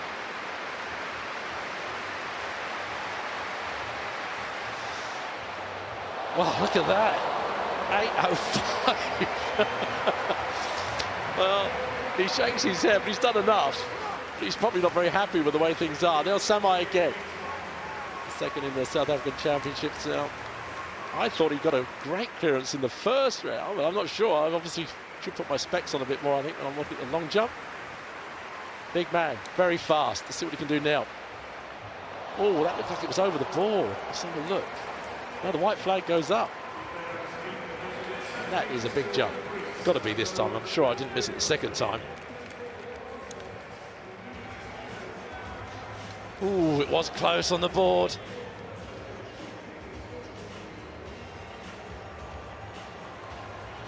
A real surge, though, isn't there, Steve, this year for South Africa in the men's long jump in particular. They're just delivering some really good performances. Well, these two in particular, yeah. I mean, these two could dominate this event if they really perform as well as they did in the South African Championships. But, yeah, that was a massive jump, really, in the qualifying. He's very happy, he's very relaxed, too. Lapierre, wow. This man could really do very well indeed. Only 791 and 767 in the first round. But he is a real talent, natural athlete, this man.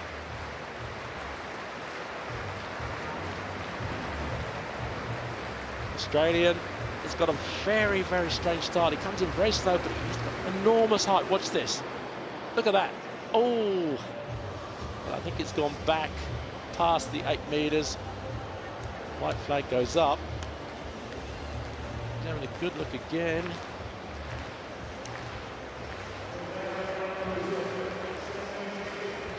Now, looking at that photograph again, look, way back from the plasticine, 23 centimeters.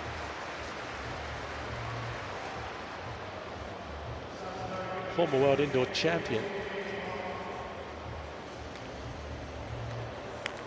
Just looking again, no, nowhere near it.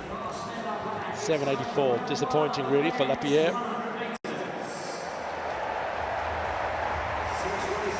So we started with the prelims, now it's the first round proper. And in this first heat, we get to see the fastest man in the world this year, Chris Coleman of the United States. Seymour J. Givens, third in the Jamaican Championships. Matadi made it through qualifying. And CJ Green, semi-finalist here 5 years ago. Was it really 2012? Incredible. Jack Ali Harvey's got a great PB there representing Turkey. Hasn't been quite that fast this season. Gittins goes in 6. Reyes. Batambuk of Cameroon in 8. And what will Chris Coleman produce here? The fastest man in the world this year with 9.82. Tight and tense against Gatlin in the US champs. Gatlin taking that one, I think, 9.5 to 9.8. Coleman is a huge emerging talent. An absolutely brilliant force over 200 metres as well. But a couple of signs in that US championships that he is vulnerable under pressure. He is vastly less experienced than the likes of Justin Gatlin, but he should make very smooth passage here through to the semis. First 3 will go through as of right. Givens of Jamaica in 2, Green Antigua 4, Coleman on the outside in 9. Could be tight for the minor places here.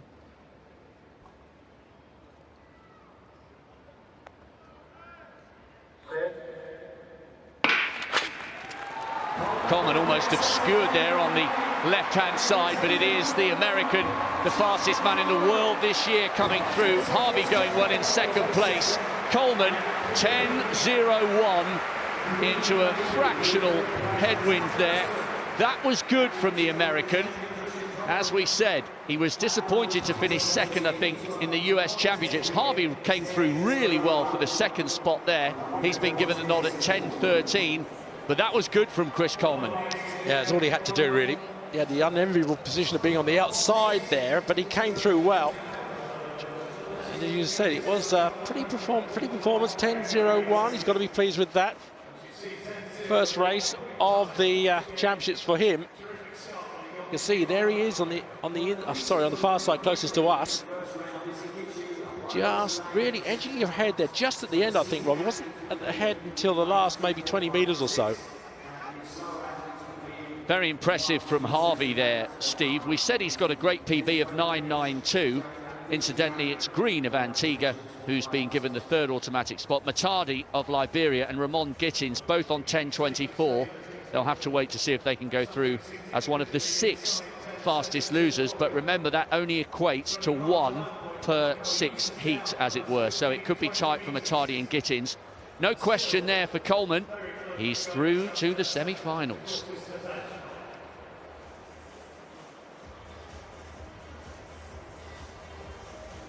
Right about Harvey, he actually accelerated at about the 80-metre mark until the 90-metre mark, and then he slowed down. Look, there he's slowing down now. He knows he's got it. So he's got a little bit more there, really. But this man, I think, was comfortable, as you said, taking it fairly easy. Quick assessment from a world-class sprinter there, Catherine. Well, as comfortable as you like with a 9.82 world lead, wasn't it, guys? But it's when the semis come, it's when the finals come, that's when we're going to see the potential medal of Christian Coleman. But job done. Christian Coleman is through to the semi-finals. So too Jack Ali Harvey. Green of Antigua takes the 3rd spot. Matadi and Gittins will have a long wait to see if they can make it through as fastest losers.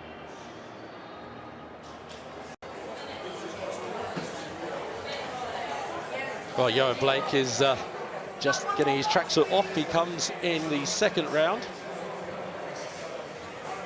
World number 2 this year. So we've seen the world leader, so we'll see the 2nd-ranked athlete in the world. Said he doesn't want to be called the Beast anymore, so we'll just call him Johan. Okay, well, thank you, Johan. We're back now to the long jump, and it's Marcus Dendy, 2nd in US Championships. World champion indoors in 2016. Oh dear, the Americans are not doing very well at all in this long jump at the moment. It's disappointing. I mean, I suppose you could say the conditions don't suit them, but some of the other athletes are producing some great results here. So it's not the wind and it's not the track, just their performances. Just, yeah, lost a lot of speed over that last 2 or 3 strides. Interesting, Steve, that the Americans are struggling. How many times in a major championship have we seen brilliant American long jumpers suddenly come up way short of their previous season's bests? It happens time and time again. It did in 2012 as well, didn't it? Will Clay got a bronze medal, but that was behind Greg Rutherford and Mitchell Watt of Australia. There's been a few championships, as you say, Rob, when they haven't delivered when they should. But this is qualifying, and like you say, Steve, they've just got to get it out of the way first. Well, this is qualifying, and it's really cutthroat. This is Shi, one of the good Chinese jumpers. He's only got one last attempt after 2 fails now. Oh, and it's going to be close. The white flag goes up. Well, we've got Shi, Huang, and Huang. Both 3 of these Chinese athletes are capable of comfortably qualifying. He's looking down now.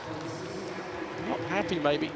Or is he? Not quite sure that's a dance of joy, or he's just a bit worried about the state of play. He's happy. I'm going with him. I think You're it was going with it. Are you? a happy Alright. dance. Let's have a look. Again, they're not taking any chances on the board, are they? Well, he's had 2 no jumps, so I'm surprised he didn't take off further back, to be honest. He's still waiting, the same as we are, to see what the actual result is. It's a combined the fields, isn't it, Steve? The top 12, but they want the 805. Oh, look They at don't that. need it, but Dear, look at he's that. left it to the last, and he's Happy just dance. got it. Happy dance. 8:05, he needed 8:06. A happy dance. Well done, Shi.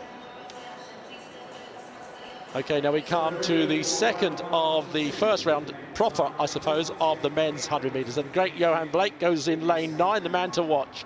The Jamaican champion in the absence of his teammate, obviously. So we're going through now. Lane 1, I was not competing. That obviously is Bacon. That's the Zifran of Camarus. Then Sunny Brown of Japan. He's run 10.05 this year, so obviously one to watch. Volkov we saw running so well in that first heat. He qualified very easily. Xie, obviously one of the other good Chinese athletes in this race, the 100 metres. Barnes just on his outside. You remember he ran also very well in qualifying. Then Calendar, Tobago, and obviously the big man, or I wouldn't say he's the big man. He's very small and he's very fast out of the blocks. Johan Blake. Big contingent supporting the Jamaican athletes obviously tonight, because the big man is making his first appearance here a little bit later in these qualifying rounds. There they are. Great to see them. They come everywhere, all over the world, to support their team. They really do. Massive tradition of track and field in Jamaica. It really is.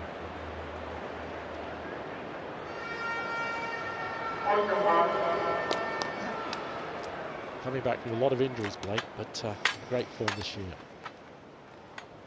Ziffman, Brown, Lima, Volker, Yi, Barnes, Calendar, Blake.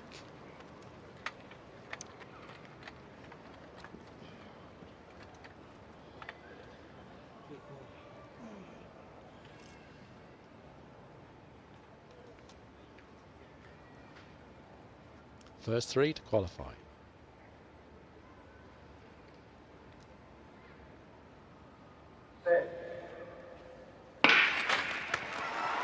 Well, Blake got a good start on the outside coast as well. So too do is Sunny Brown on the inside there. Sunny Brown running well. Blake's got a lot to do here, really. Sunny Brown's going well, and just on the inside of that, yay. And I think Blake may have just got through in 3rd place. Well, a bit of an upset, really, there. Sunny Brown looked very good, though, didn't he? Well, he did. Fair play. Executed his race. Personal best it's come through as well for the Japanese athlete. 10.05 seconds. Japanese colleagues behind us in the commentary position enjoying that one.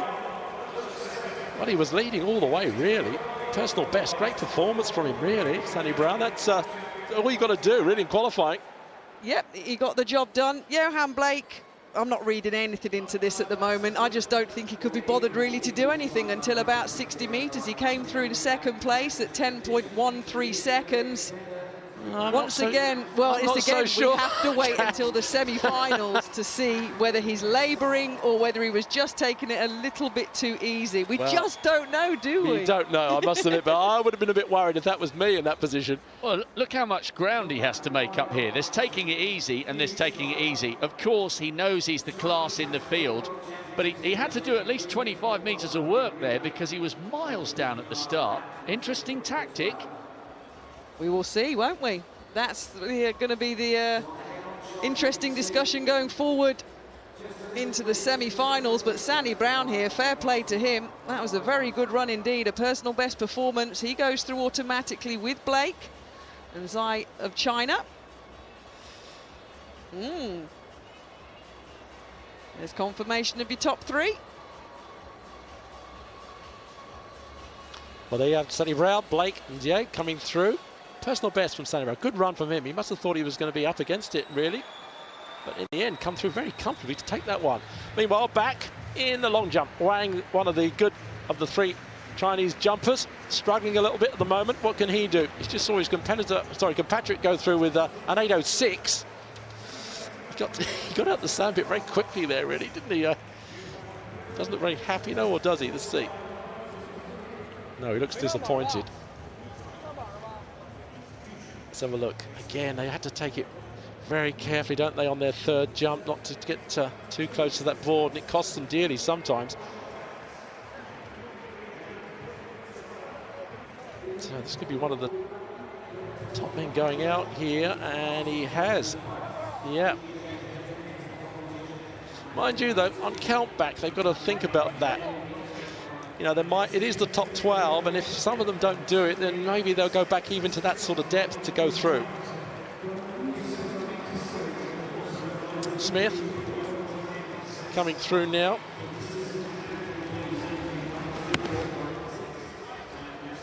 Oh, yes, looked like it was okay. Dragged his hand a little bit there in the sand. Barbadian record holder. 8.34 this year, so another very good jumper in form. Slightly suffering a little bit, maybe.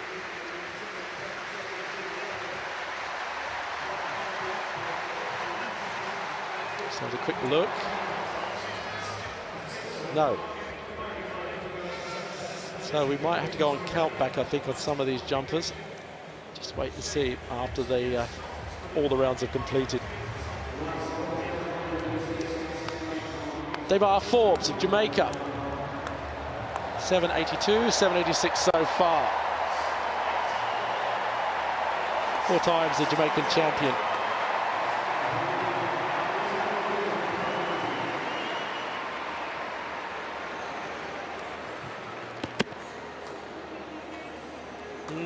Another one close. Well, I'm surprised, really. These athletes all jumped over 8.20, 8.30 this year. Struggling a little bit, that qualifier of 8.05. It's been a good year for long jump on the whole, Steve. I mean, Manyonga, I think his 8.62 or 8.65 was the best jump since Dwight Phillips back in 2009. So we really have seen an increase in standard, and he's dragged some of the others with him, but we haven't seen that from all of the athletes here tonight. Indeed, I was talking to Dwight Phillips, sorry Steve, the other night about the South African surgeons this year, and he was like, yeah, I think these guys coming into the champs could be the real deal. He's been very impressed with their improvement. Well, Caceres coming in now. Again, I don't think that's going to do it. Caceres really, I think, somewhat back there. Well, he had 3 no jumps, so he's out. Look at that, touching the plasticine. Another disappointment, really, for the Spaniard. I think he knew it, really, when he hit the sand. Look at that, not even a score mark on the board. Oh, well, the crowd have had a first glimpse of Usain Bolt on the big screen as he makes his way to the call room. As Rob mentioned earlier, he'll start in the 6th and final heat of this first round proper of the men's 100 metres. Looking to have a golden curtain and a big celebration here in London as he calls time on his track career. So heat 3 of the men's 100 metres. DNS does not start. Andre de Grasse of Canada, an injury picked up this week for the Olympic bronze medalist, won't start in lane number 9. Really does open up some of the medals in this men's 100 metres with his removal. But Simbini in lane number 5 from South Africa, the world number 3 this year. So he's going to get a big roar, this young man, Rhys Predcott of Great Britain, Northern Ireland. The new UK champion, 10.09 this season. the biggest stage of his career. Alex Wilson, national record for Switzerland in 3. Fourth of Jamaica, but this athlete who was 5th in Rio last year in lane number 5, the world number 3, 9.92 seconds, but at altitude, his fastest non-altitude time is 9.99 seconds. In lane number 6, sub 10 seconds this season, an Olympic finalist for the Ivory Coast, then Youssef Meite, he'll start in lane number 6, then Burke Saeed from the Maldives, their national record holder there on the outside now in lane number 8. So heat number 3 of the first round proper, the first 3 in each of these heats, plus the next fastest, the next 6 fastest advance to the semi-finals. Simbine of South Africa, 9.89 seconds at his best and 9.92 this season.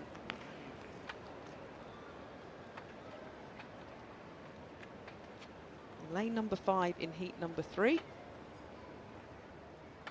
There he is, in the orange and the green. I think he's had a good season. He has indeed, very much so. And Simbine, the South African, I mentioned all his times had been at altitude at the world number 3 time of 9.92, and his best non-automatic in terms of non-altitude was 9.99. He finished in 4th in that heat, and we'll have to wait and see. But fought a personal best of 9.99. Meite from the Ivory Coast, as you say, 10.02, and Prescott rewarded with a personal best at 10.03 seconds. Do you know what? There's a little bit of me that feels sorry for the South African athletes, because their summer means they peak in February, March, and they've got to hold their form far too long into the season. Cathy Freeman did it in Sydney. The Australian had her Olympics in September. But I know what you mean, different seasons, but there's confirmation. Fort, Meite and Prescott, they're automatically through. Simbine, the world number 3, well, he's going to have to wait.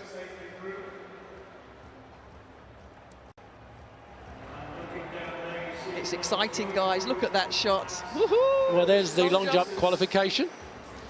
And only about, 6 of them actually got the qualifying, really. And Jared Lawson there, United States, just getting the last place in overall qualification in Group A. Anyway, some of the athletes disappointing there, really. Huang, I think, of China, he's a 8.20 jumper normally, only at 7.70 there. Jeff Henderson, well, here we go. The Olympic champion, 2 fouls. This is his last attempt at getting through to the final. Big pressure, if you can call it that, can you? Oh, I don't know. Wow, this would be a major upset if the Olympic champion goes out in qualifying. The Americans have had a terrible time, but we'll have to wait, because he still might go through, as I said, on countback, but he can't be happy with his form. Look at the distance, he's really playing it too safe there, I think.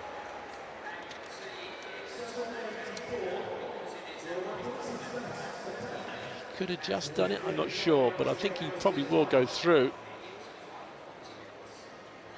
Some of these jumpers, obviously, no, 7.84, way back. He's looking for some sort of reason why he's not performing. Well, there it is.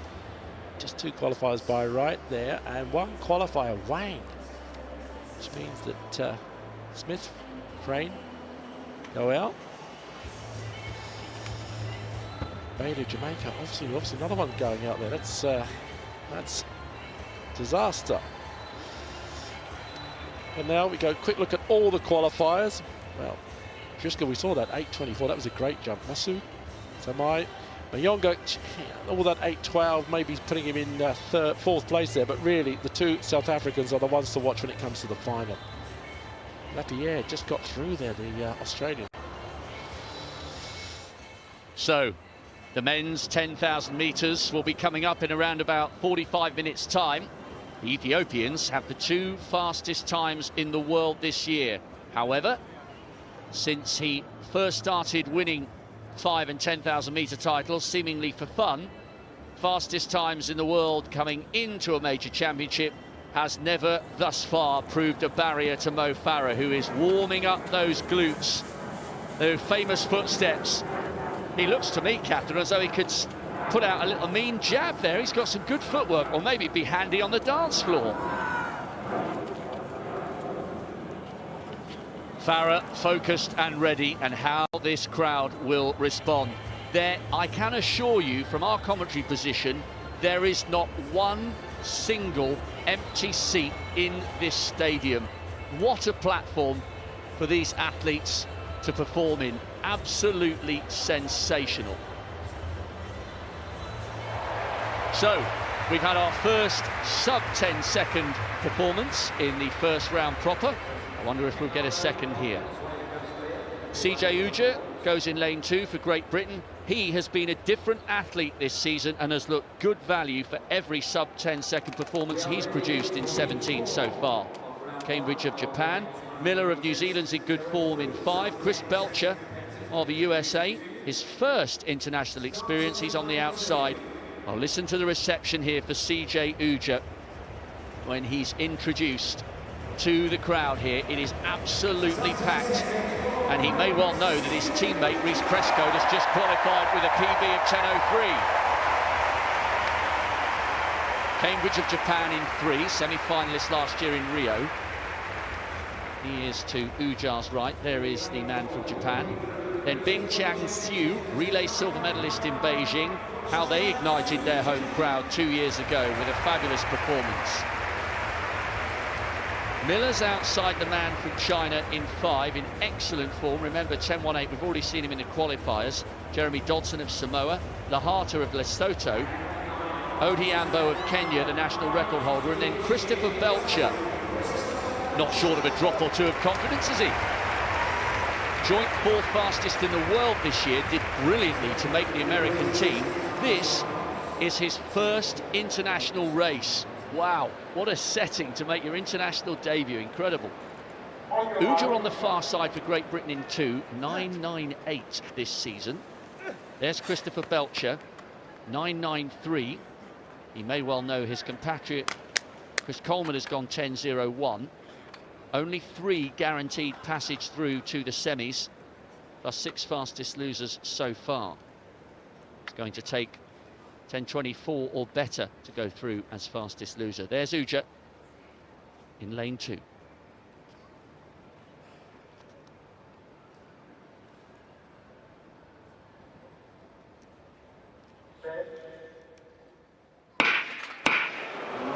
Oh dear, and for the very first time we have a false start.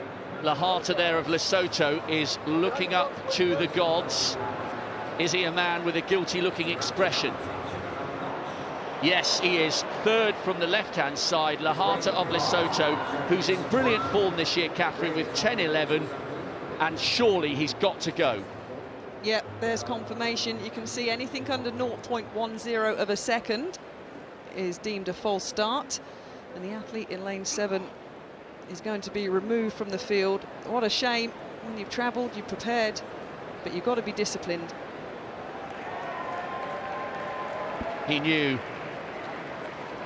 He really did know. Well, he's staying by his blocks at the moment, but he looks like a man who's just waiting to see that card.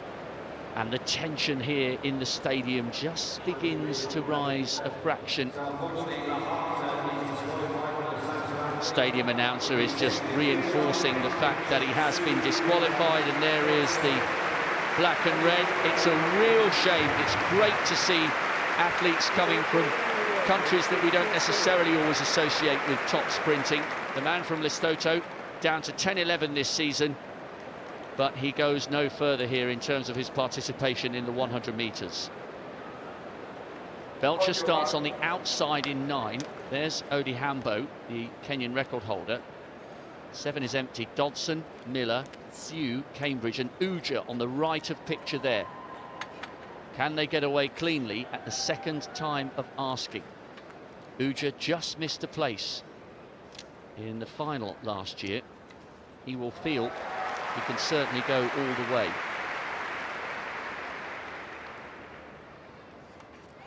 That's Belcher on the far side in 9.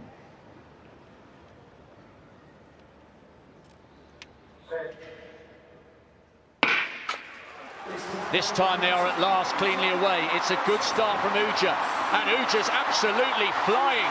Siu coming through, and that was a great run from CJ Uja. Bingchang Siu ran well, and Christopher Belcher, the joint fourth fastest man in the world this year, having his very first international outing over 100 metres, left it very, very late indeed. He has been given the third spot at 10.13, but what a run there from CJ Uja, qualifying and qualifying well. He's a different athlete this year. He trains now with Andre de Grasse, coached by Stuart McMillan. A lot of time spent out of the Altis camp in the USA. He really is a different athlete. He's consistent this year, Steve. He's consistently running around the 10-second barrier. His confidence is sky high. You see Belcher on the left of your shot putting a little bit of work in with the armbands, trying the luminous arms, trying to get through. But good from Siu, good from Uja. It was impressive. Uja, although we're chasing him all the way, he got a great start, you know, and when you put that sort of pressure on the athletes, they can sometimes crumble, and I think Siu came through. He looked good over the last 20 metres or so, but a great run from the young Briton, yeah, really was. Well, we've mentioned how open this men's 100 is. Obviously, we've got Usain Bolt and Justin Gatlin, but the bronze medal really is up for grabs by a few of these athletes. You mentioned one in the previous rounds as well, Robin. For me, even before his training partner Andre de Grasse was out, CJ Uja, for me, could spring a surprise here. He could be bronze, it could be 6, but that was a good performance by the British athlete. Bingchang Siu took that one. CJ Uja coasting home after a lightning quick start. Belcher for the USA left it late. Cambridge might go through as the fastest loser. Miller for New Zealand definitely won't.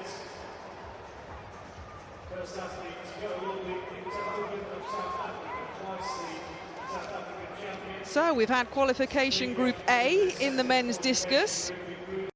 Our big names went through. Just a couple of seconds, here we go. Qualification Group B, the athletes are warmed up and ready. The final tomorrow night at 7:25. So Harting, Malachowski, Stahl, all through in Group A. Then Group B have the same criteria, automatic qualifying 64 metres and 50.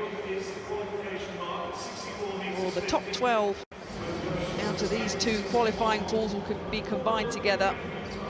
So Hogan from South Africa, 2 times the African champion, opens his account, 64 metres and 18 this season.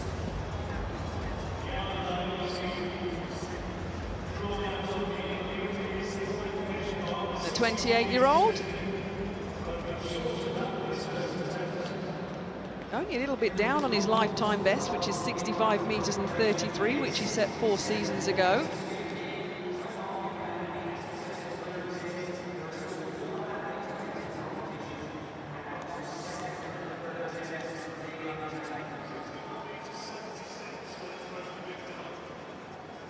So he patiently waits, his first of 3 efforts.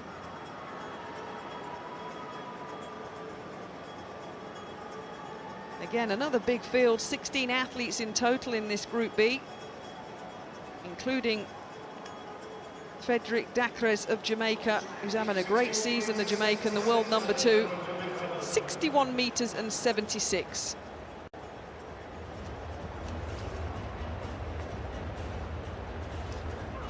Well, we come to heat 5 now of the men's 100 metres, and all eyes will be on, obviously, lane 5. Justin Gatlin, Keston Bledman, Trinidad and Tobago, personal best 986. He goes in lane 2. Kim of Korea,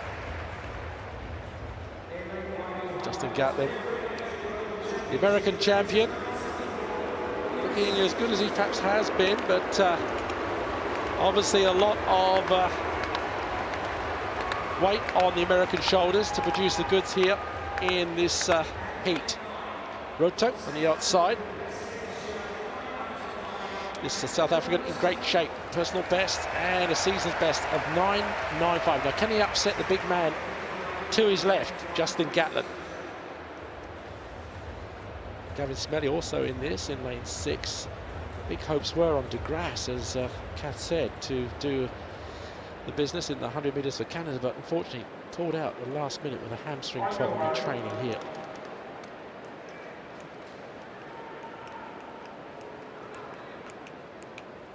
Roto, unfortunately in lane 9, closest to the crowd, furthest away from the starter. Bledman, Kim, Walsh, Gatlin, Smelly, Fisher, Mohammed, Roto make this heat 5 of the men's 100 metres.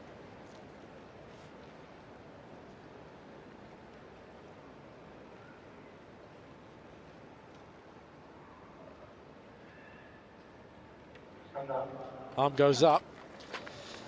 Well, I think it was Bledman there. Wasn't happy with the state of play just prior to the start. A lot of noise maybe, a little bit of excitement down there towards the track.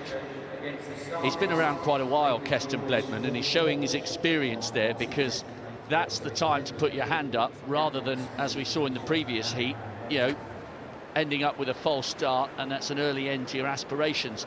I mean, he's not as quick as he used to be, perhaps. 9.86 at his best.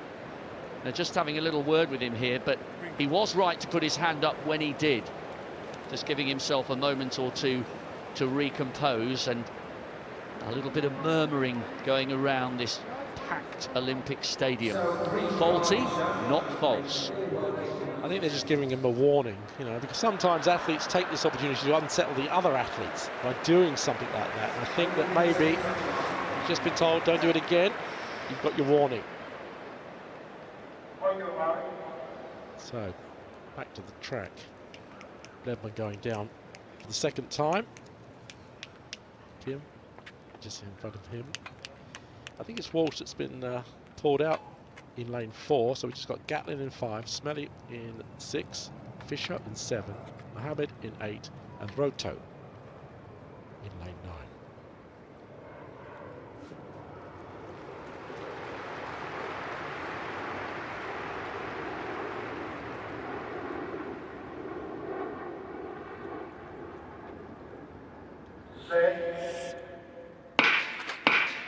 Oh, false start again. Wow.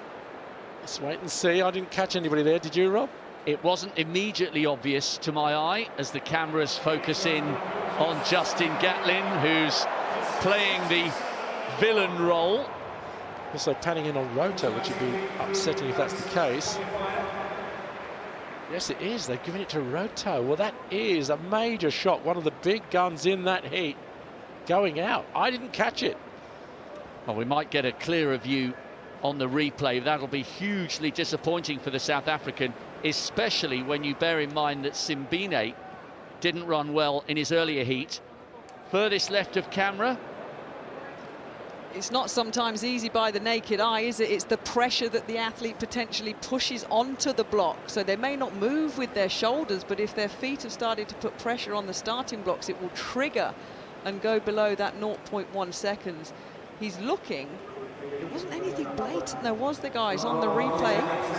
He's not sure. I mean, he's not sure, but well, there it is.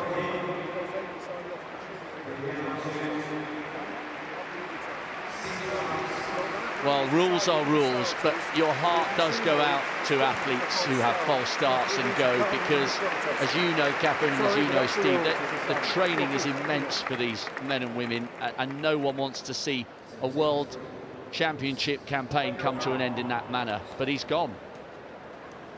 Wow, that brings us down to 6 now in this heat, and there's only 3 to go through, so I suppose, is it easier or not? I don't know. They've still got to run hard, haven't they? Bledman, Trinidad and Tobago, he goes in lane 2. Then it's Kim, Walsh wasn't in it to start with. Then it's Gatlin, United States, Smelly, Canada, Fisher, Bahrain, Mohammed, and then Roto, not in that lane 9 anymore.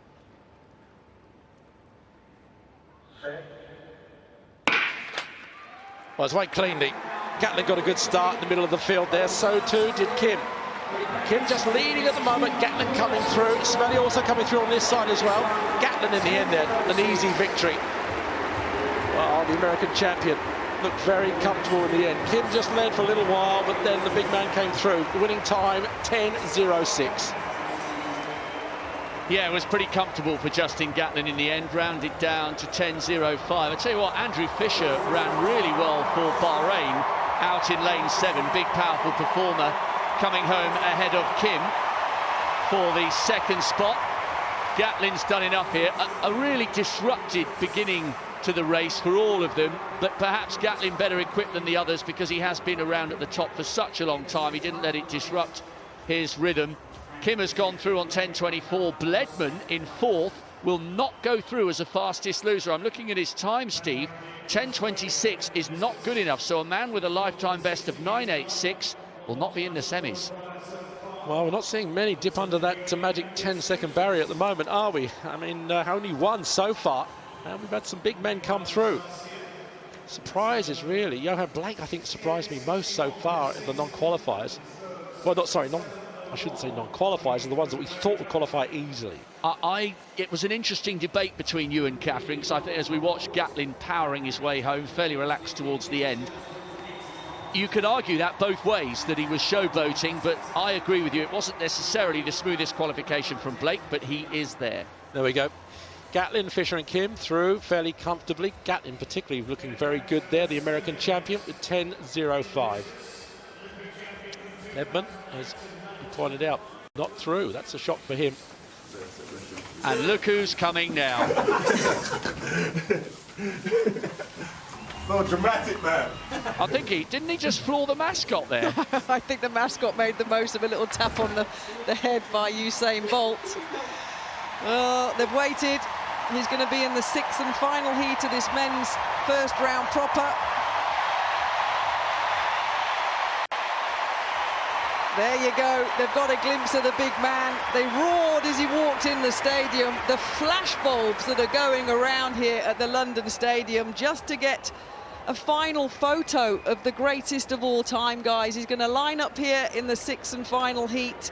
11 World Championship gold medals, 8 Olympic golds, and we're losing the man from the sport, and he wants to go out on a high, doesn't he? It has to be the fairy tale, right?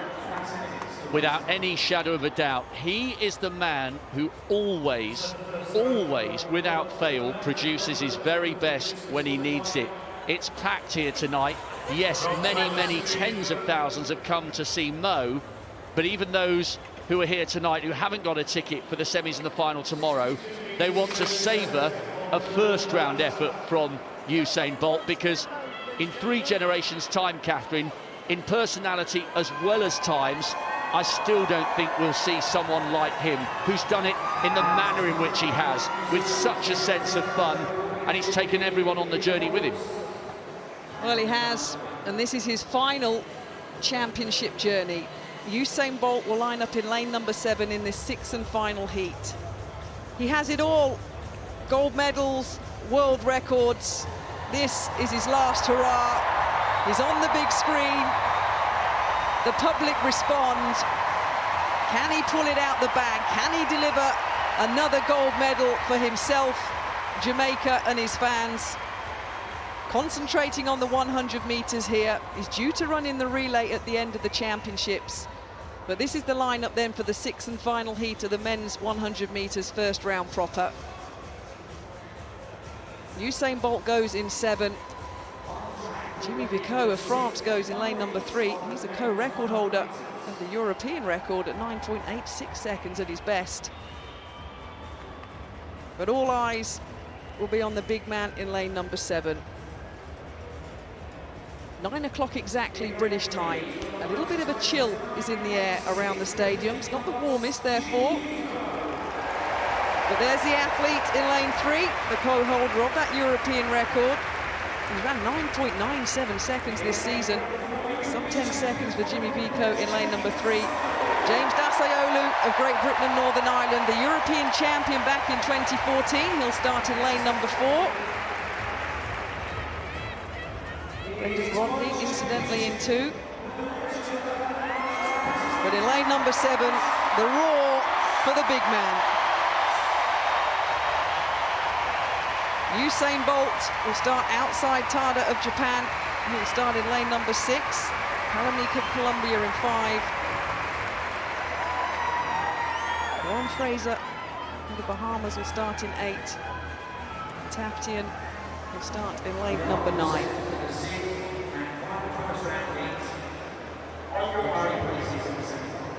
Is he ready? Can he deliver again? The 6th and final heat of the men's 100 metres. The first 3 guaranteed a place in the semi-finals. Vico in 3 and Usain Bolt in 7.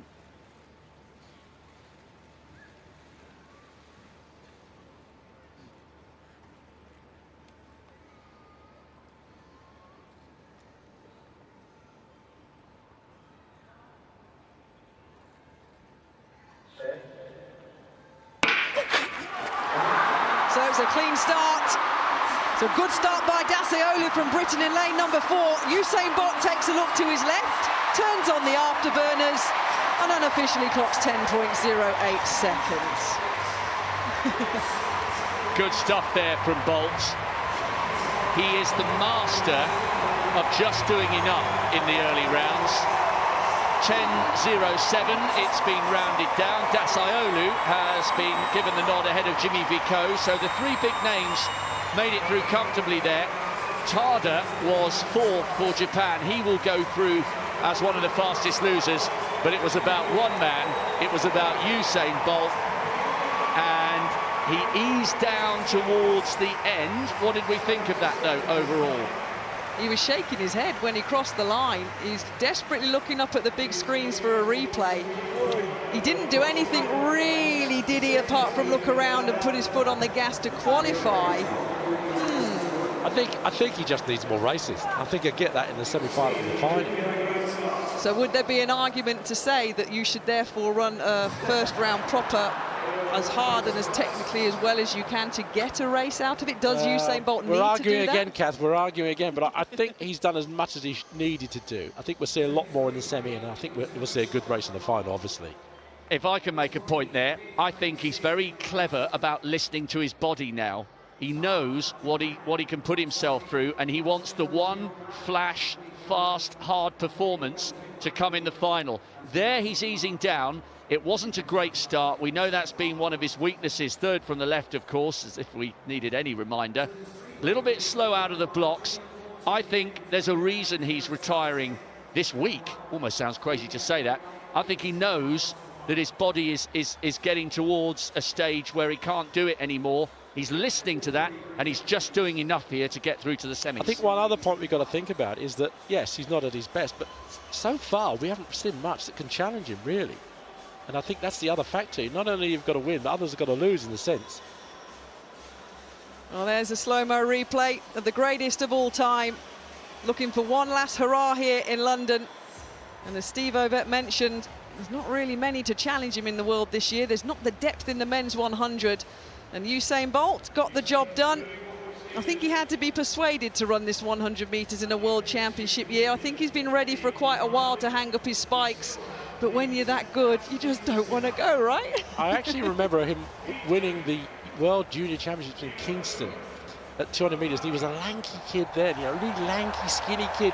And I looked at this kid, I thought, geez, he's going to be good. I didn't realise he was going to be as good as he was. But he had a real talent and a real character, even then, way back then. Exactly. He's 31 on the 21st of August, Usain Bolt. That was job done by the big man, and we'll see him obviously in the semi-finals. Set up wonderfully well, though, isn't it? Just don't know. He knows in his mind. And do you know what Steve was mentioning about Kingston? He said in an interview this week, it will remain the proudest moment of his career, winning the World Juniors in 02 as a 15-year-old in front of his home crowd. That says much about his relationship with his country, and it says a lot about what a great memory it was when you think that supersedes 8 Olympic titles. Well, we know he doesn't have to be 100% fit for Usain Bolt to lift the big G.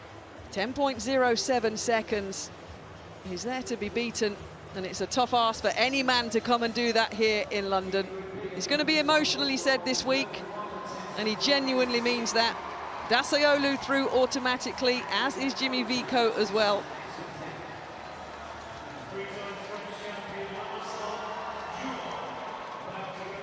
So this is a summary of the men who have made it through to the semi-finals tomorrow. Christian Coleman, the fastest man in the world this year, fought though only one man below 10. That will change by the end of the semis. Good qualification for Prescode with a PB. Sani Brown ran really well as well for a lifetime best of 10.05. CJ Uja through 10.07 alongside Usain Bolt. And you've touched on the emotion, Catherine. I think there really will be a lot of emotion for Bolt tomorrow. Dasaolu is there. Tada has made it through as the fastest loser. So too Simbine. Remember, all of his sub-10s coming way back in March and April and May, but the South African does find himself in the semi-finals. And 10.24 was the slowest time that qualified as a fastest loser. The Bolt story will continue tomorrow. And there he is. And Catherine, we were talking before we came on air about how emotional this will be for Bolt, not just because it's the end, but because he lost 3 weeks in mourning after he lost Jermaine Mason, his great friend, earlier this year.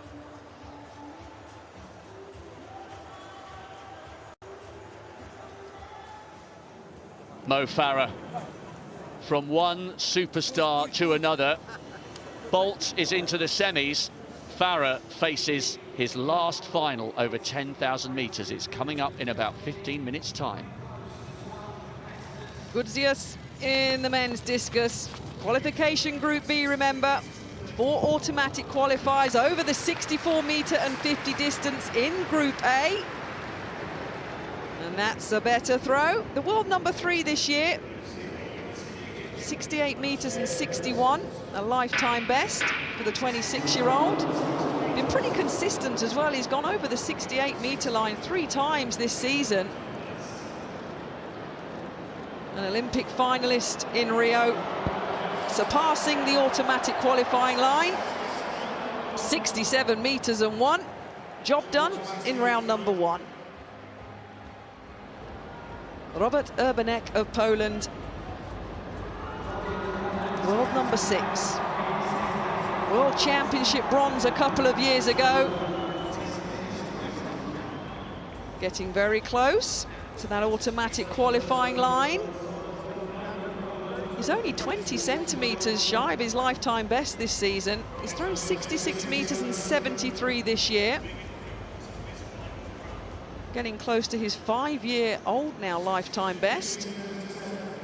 62 metres and 37 puts him into 12th position.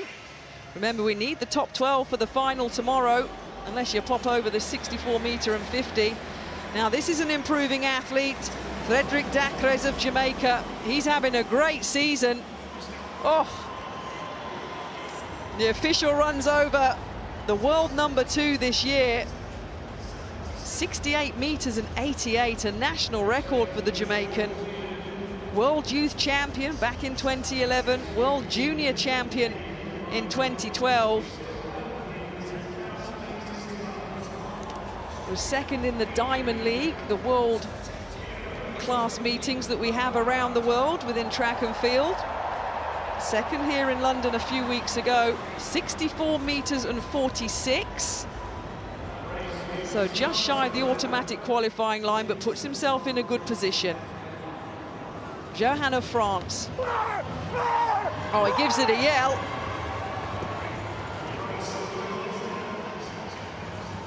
Three times their national champion. Only 9th, though, at their national championships this year. 65 metres and 10, a lifetime best. 4 in this season.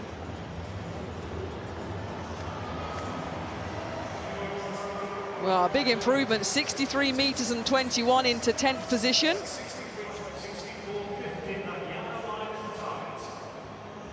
Well, we have a third field event going through qualification this evening. It's the women's pole vault. 2 groups, Sandy Morris there, silver medalist in the Olympic Games last year and at the World Indoors. Eliza McCartney, I think she was still a teenager when she got her bronze in Rio last year as a student, former world junior champion. She's gone 4:82 this season. And then in Group B, the Olympic champion here in London 5 years ago, Jen Suhr, was 7th last year in Rio, but remember she has got a world champ silver. That was back in the baking heat of Moscow. Yaroslav Silva got the silver here in 2012. She's the defending world champion. Fabulous win in Beijing. She's the joint 5th highest vaulter in the world this year. Emily Grove came through a jump off coming through. We will get to the pole vault shortly. Meanwhile, back to the discus. Indeed. Thanks, Rob. This is Ben Harradine, the Australian. Commonwealth record holder, 34 years old now. He's gone over 64 meters this season. You can see the blue line on your screen. The distance of the 12th athlete at the moment when they combine the two qualification pools. So you can see it's just sitting shy of the automatic 64 meters and 50 line, while Harradine walks out the front of the circle. So 60 meters exactly at the moment is best. He's got a bit of work to do with his third and final throw.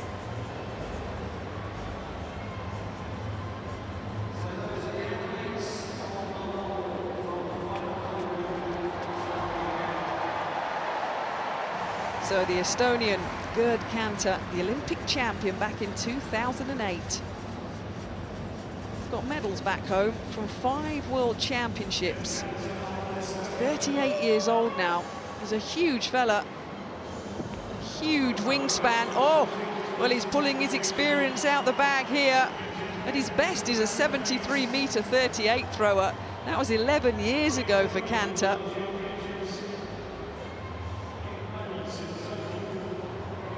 The 2-kilogram discus flies for Kanter.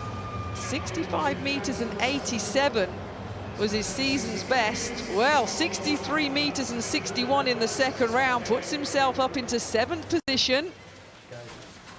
Sorry guys, 2 seconds. So Careful, please. the men are preparing to emerge for the first final of the 2017 IAAF World Athletics Championships, one in which the home crowd will be desperate to see Mo Farah successfully defend his world title. He's the Olympic champion, and there he is, just getting himself loose and ready.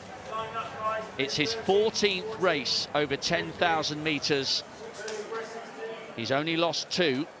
63, the first in which he didn't finish on top was his very first 10,000 meters, and the last time he lost over 10,000 was that incredible final in Daegu when he was out-sprinted by Jaylan on the last lap. Since then, it's been all gold for Mo. This is the final of the men's 10,000 meters. Will history repeat itself for Mo Farah in this stadium that he helped make so famous 5 years ago? The big countdown, the big build-up. Here they come. And let's welcome the 24 athletes that will contend in this final into the 24 arena. men.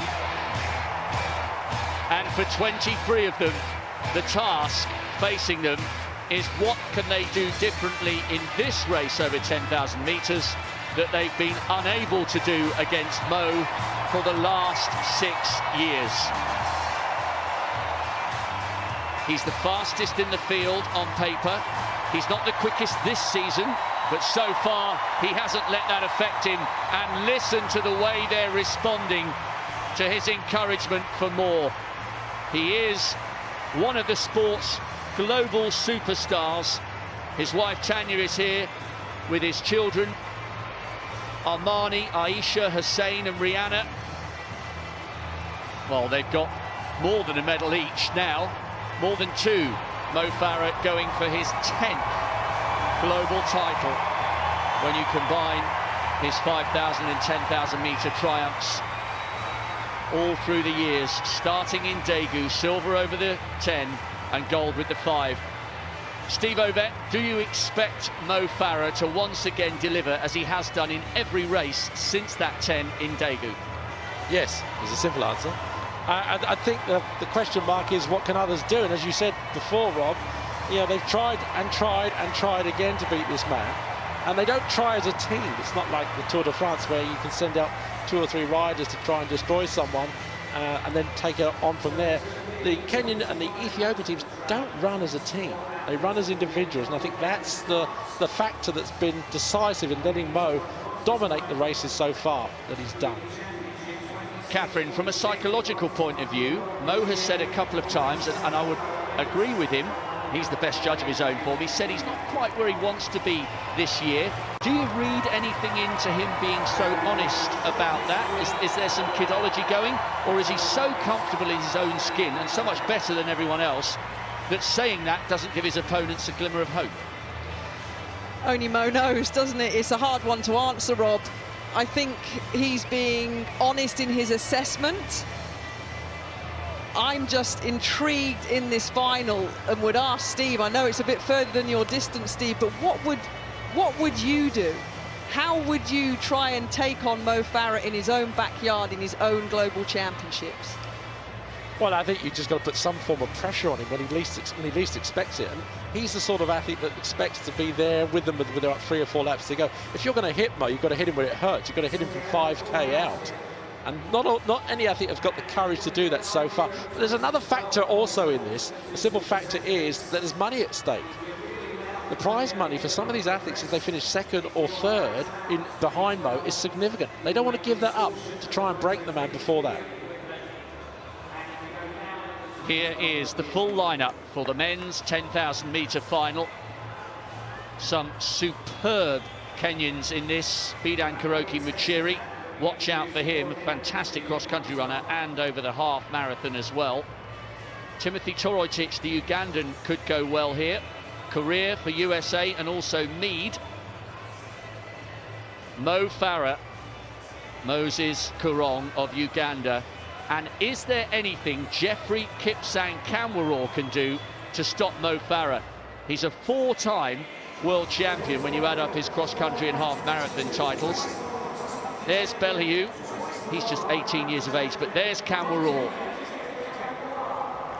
He has unbelievable amounts of stamina. He was amazing to watch in China when he won the 2015 World Cross-Country title. And let's listen to this.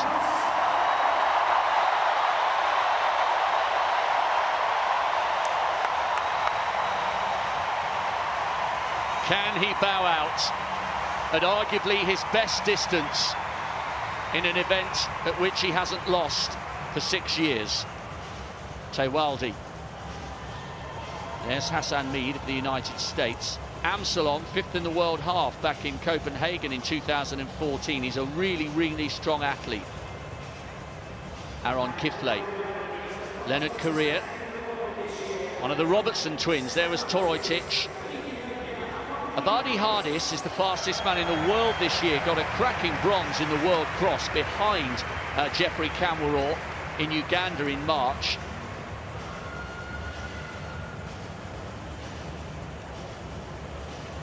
And what about Paul Tanui's chances there? Just on the left of picture, got a silver behind Mo, only just lost by a whisker in the Olympic final last year. And then Bidan Karoki Muchiri. Karoki is how most people refer to him, but Muchiri is on his bib, so we will refer to him as Muchiri so that you know who we're talking about. And Cherobin on the inside, 10th last year in the Olympic final.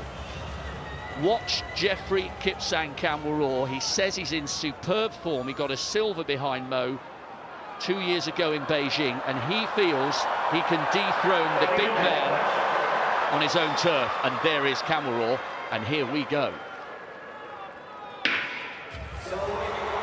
The final of the men's 10,000 metres is underway. Mo Farah hoping for a 10th consecutive global gold over 5 or 10,000 metres.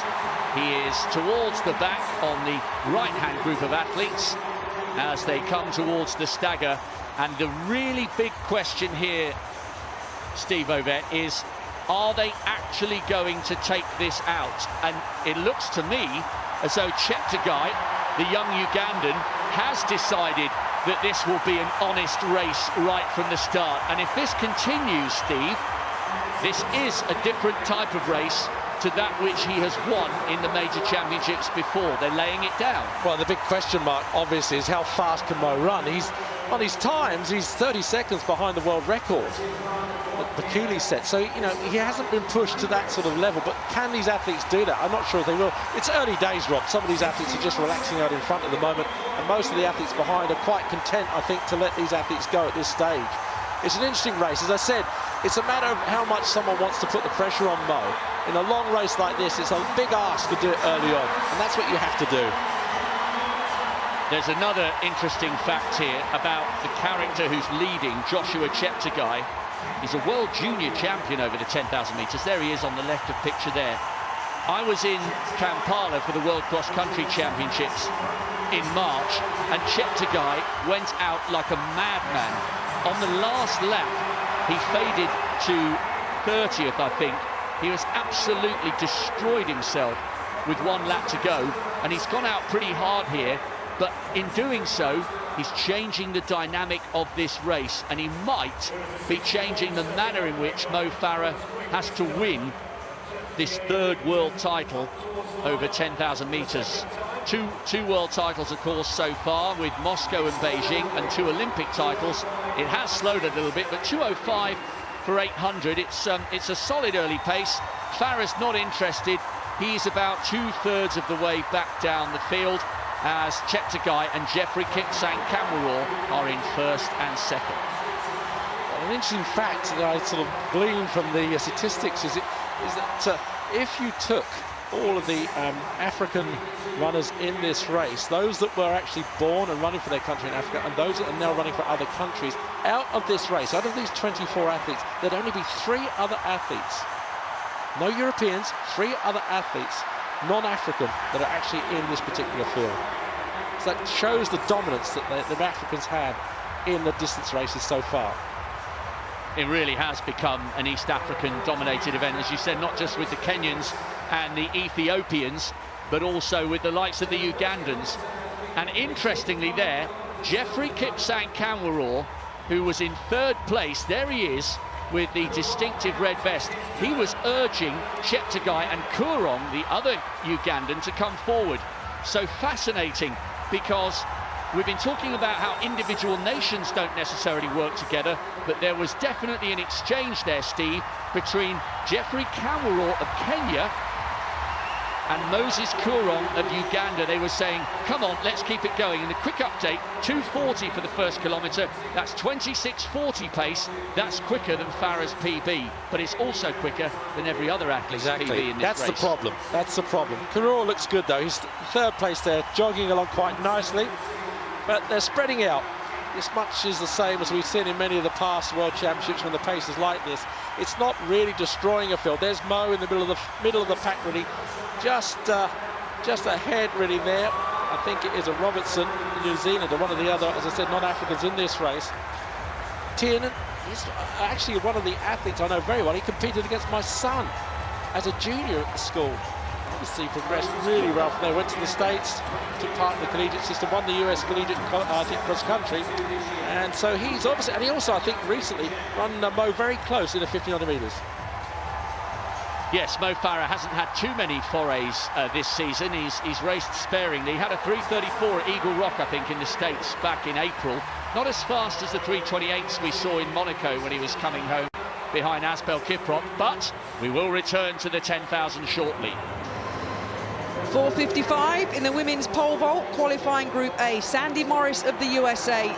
You see she entered the competition at 4 meters and 35. World indoor and Olympic silver medalist in Rio last year. Now 4:60 is the automatic qualifying for the final on Sunday. All the top 12 is within the compass of Morris. She's gone over 4 meters and 80 this season. Oh. Well, only 12 have got past 4:50. Couple still to come in. Jenny Schuur, Stefanidi, the 2 big guns. pacing their qualifying in this women's pole vault. But a good clearance for Morris. She's a 5-meter vaulter at her best last year. Lisa Leisic of Germany, her first attempt then at 4 meters and 55. Oh, nice. A good clearance.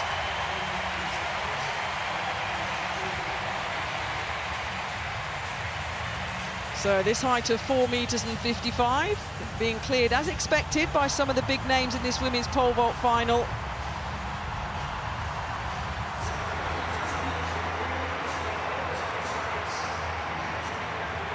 Pinado of Venezuela. She's seen what some of the big names have done over this height. It's her first attempt at 4 meters and 55. South American champion this year. Oh, that was nice. Just 19 years old. That's good performing for a teenager, isn't it? Her lifetime best is 4 meters and 65 this season.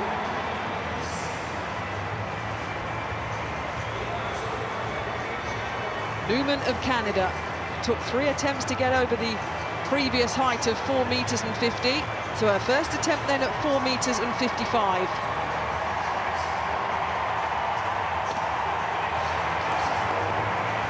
And she goes clear, gives herself a little bit of a clap.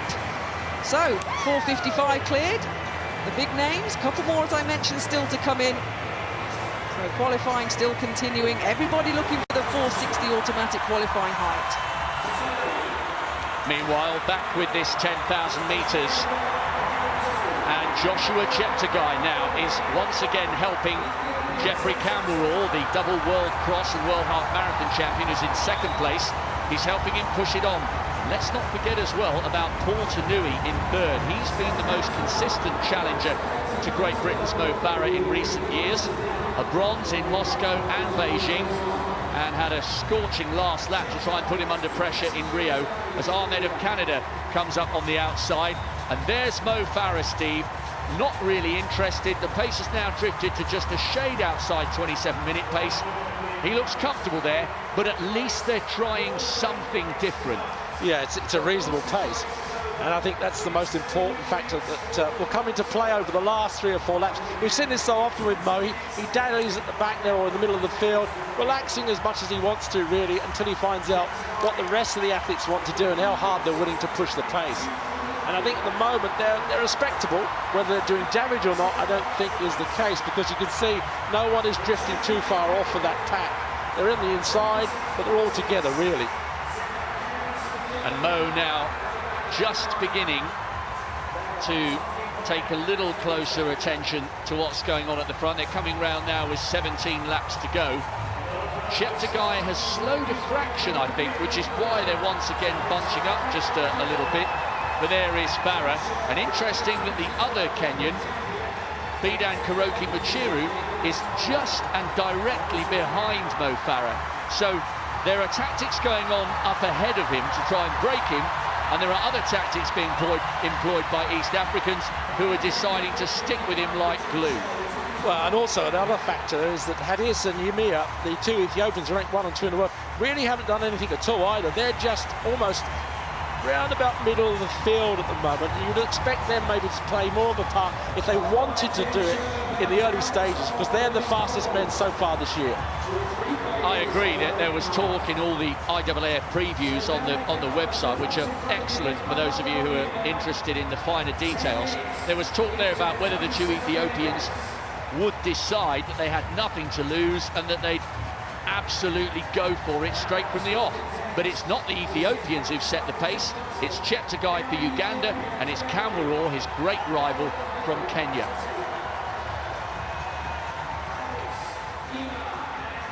Slowing down dramatically here. You can see that the pace causing a bit of problems there as they started to clip their heels. They've got to be a bit careful.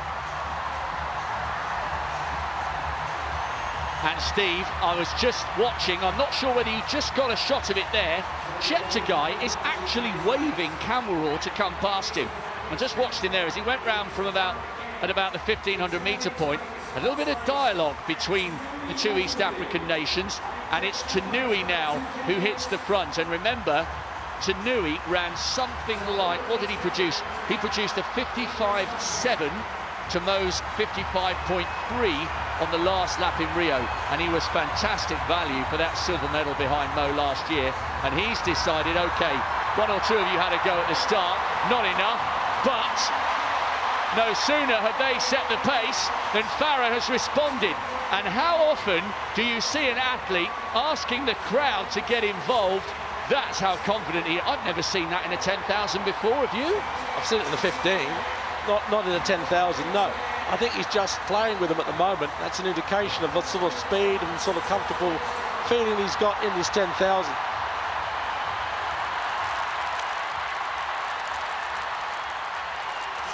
Wow, Farah confident at the moment. He's got the crowd fired up, and there's still exchanges going on between Cheptegei and Kamworor. Try as they might, they just cannot find a way of getting away from the defending champion.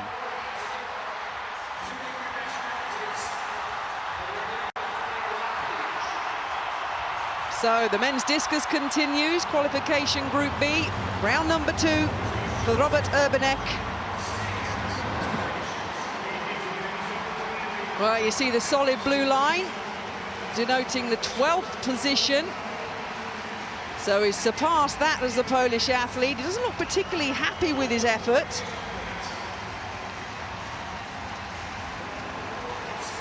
Looking to join Stahl, Harting, Malachowski, Findlay. Well, 63 metres and 67, it's an improvement. He gets himself inside the magic 12 number. So, women's pole vault, Jennifer Scher of the USA, her third and final attempt at 4 metres and 55. The Olympic champion here in 2012, the world indoor record holder. Well, she put herself under pressure, and I think her face says it all. The American out at 4 metres and 55. It was her opening height. We've seen it a few times at major championships when athletes have just got it wrong, and Jennifer Scher today, 17-time the US champion indoors and out, opens with 4:55, doesn't make her opening height and exits the World Championships in a stadium where she won the Olympics 5 years ago. Peterson of Sweden, third and final round in this men's discus, is in 21st position, needs to get himself into the top 12. Oh, the speed was good. Oh, yes! Oh, you can probably still hear him whooping and a-hollering. And so he should, the 23-year-old. 64 metres and 88, a lifetime best this year. The Swedish under-23 champion this year. Well, he wasn't inside the top 20, was he, with his first couple of throws? But that is emotion. And has he got himself into the top 12? Oh, he has indeed, 63 metres and 69. That's a good position to be in. Catherine, we have a race on our hands here. Bidan Kuroki Muchiru went to the front like a wild man. He accelerated as if he had about 600 metres to go. He was getting fed up with the toing and froing, and they had allowed Farah to get right back up to them. Remember, Farah was motioning for more noise from the crowd.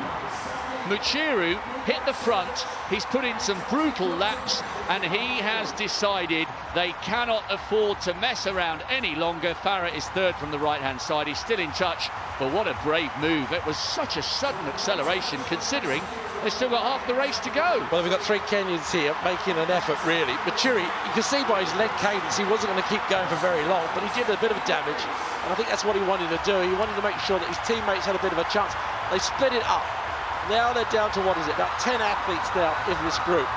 And what's going to happen now is whether they continue this rhythm. This is the rhythm they need. And that's the sort of pace that they need, maybe, to put a little bit of pressure on Mo, because they know Mo can run fast over the last 2 laps. That's a fact. That's the way he's won his last major races, time and time again. He's looking around, he was waving the crowd on. They were a bit disappointed with that, I think, and that's why they surged a bit more. And yet, no sooner have they done that, then they've bunched again just a little bit. Kamworor with Tanui, and they're beginning to look a little bit desperate here. It's almost as if they can't quite make up their mind which tactic to employ, but they've got to keep driving here. Farah is just on the left of picture there, running halfway towards the outside of lane 2, just making sure he doesn't get his heels clipped. And you can hear the response of the crowd. He's only just positioning himself slightly further up the group, but they're responding to every position he moves towards the front with a huge roar. Kamworor from Tanui, but the man they're trying to move away from is still there, like a shadow that won't go away. Also, you can see that the Ethiopians now are starting to come slightly to the fore. Well, from one Olympic champion to another, Stefanidi of Greece entering the women's pole vault qualifying. 4 meters and 60, oh yes. Well, 12 others at least have gone over 4 meters and 50. We may have more than 12 athletes in the final. It can happen, but Stefanidi's managed to do what Jennifer Scher of the USA couldn't, which is go over her opening height. The world leader, the Olympic champion. That was a good clearance. She said she's got a fear of heights, but not when she's vaulting. Stefanidi has had a great season. So too in this men's 10,000 metres has Mo Farah and Jeffrey Kipsang Kamworor. But having seen his compatriot, his teammate Bidan Kuroki Michiru, scorch to the front and put in a 61 plus change 400 metres, it's all just bunched a little bit again. And the excellent Timothy Toroitich is up towards the front, but there's a really big group here as they go round with 9 laps to go. And a little shove in the back there from Toroitich towards Kifle, one of the Eritreans now getting to the front. World Junior silver medalist last year and 5th in the World Cross. He's a great athlete. And the Ethiopians, the fast men, are still there, but they can't shake off Farah, who is still towards the back of that group, looking comfortable at the moment with 8.5 to go. So from pole vault in the field to the men's discus, because that's continuing. We need to get our finalists for the men's discus, which is tomorrow night. Last man to throw, Frederick Daspers of Jamaica. The man that's having a good season. And the Jamaican, well, he tops off by surpassing the automatic qualifying line of 64 meters and 50. Doesn't look overly impressed with it, but he's got qualifying out the way. He's the former World Youth and World Junior champion. World class at shot put as well.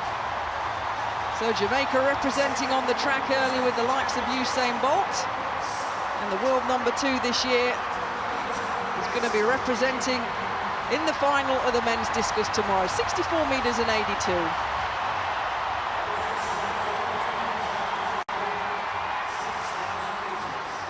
The noise is beginning to grow here in the Olympic Stadium. Paul Tanui has had a turn at the front to try and increase the pace. And still, one by one, the lead is changing. 2:44 for that kilometre, so that's 27:30 pace. They have slowed, and with every lap that we get closer towards the end of the race, they are playing further and further into the hands of Mo Farah, because history shows us when he's there, in touch or leading at the bell, none of them have the acceleration or the pace to live with him over the last 400 metres. And Steve Ovett alongside me in the box. Farah will be quite happy, I think, at the manner in which this race looks as though it's gliding towards a conclusion. Yeah, I think every lap that goes by now, he's going to be feeling more and more confident. You can see at the moment it's Cheptegei of Uganda just pushing it on, but they're not really pushing it on fast enough. As you said, it's about 27, maybe 27:20. That sort of rhythm is not going to hurt Mo much at all, really, unless someone starts surging from about 5 laps out and really going for it. I think the race really is falling into the hands of this great athlete yet again. Jeffrey Kamworor was having a look at the big screens, one at either end of the stadium, and he'll know that Farah is behind him. Kamworor, by the way, had a 56-second last lap en route to a really good win at the Kenyan trials at altitude. So he has worked on his speed, the man currently in second place.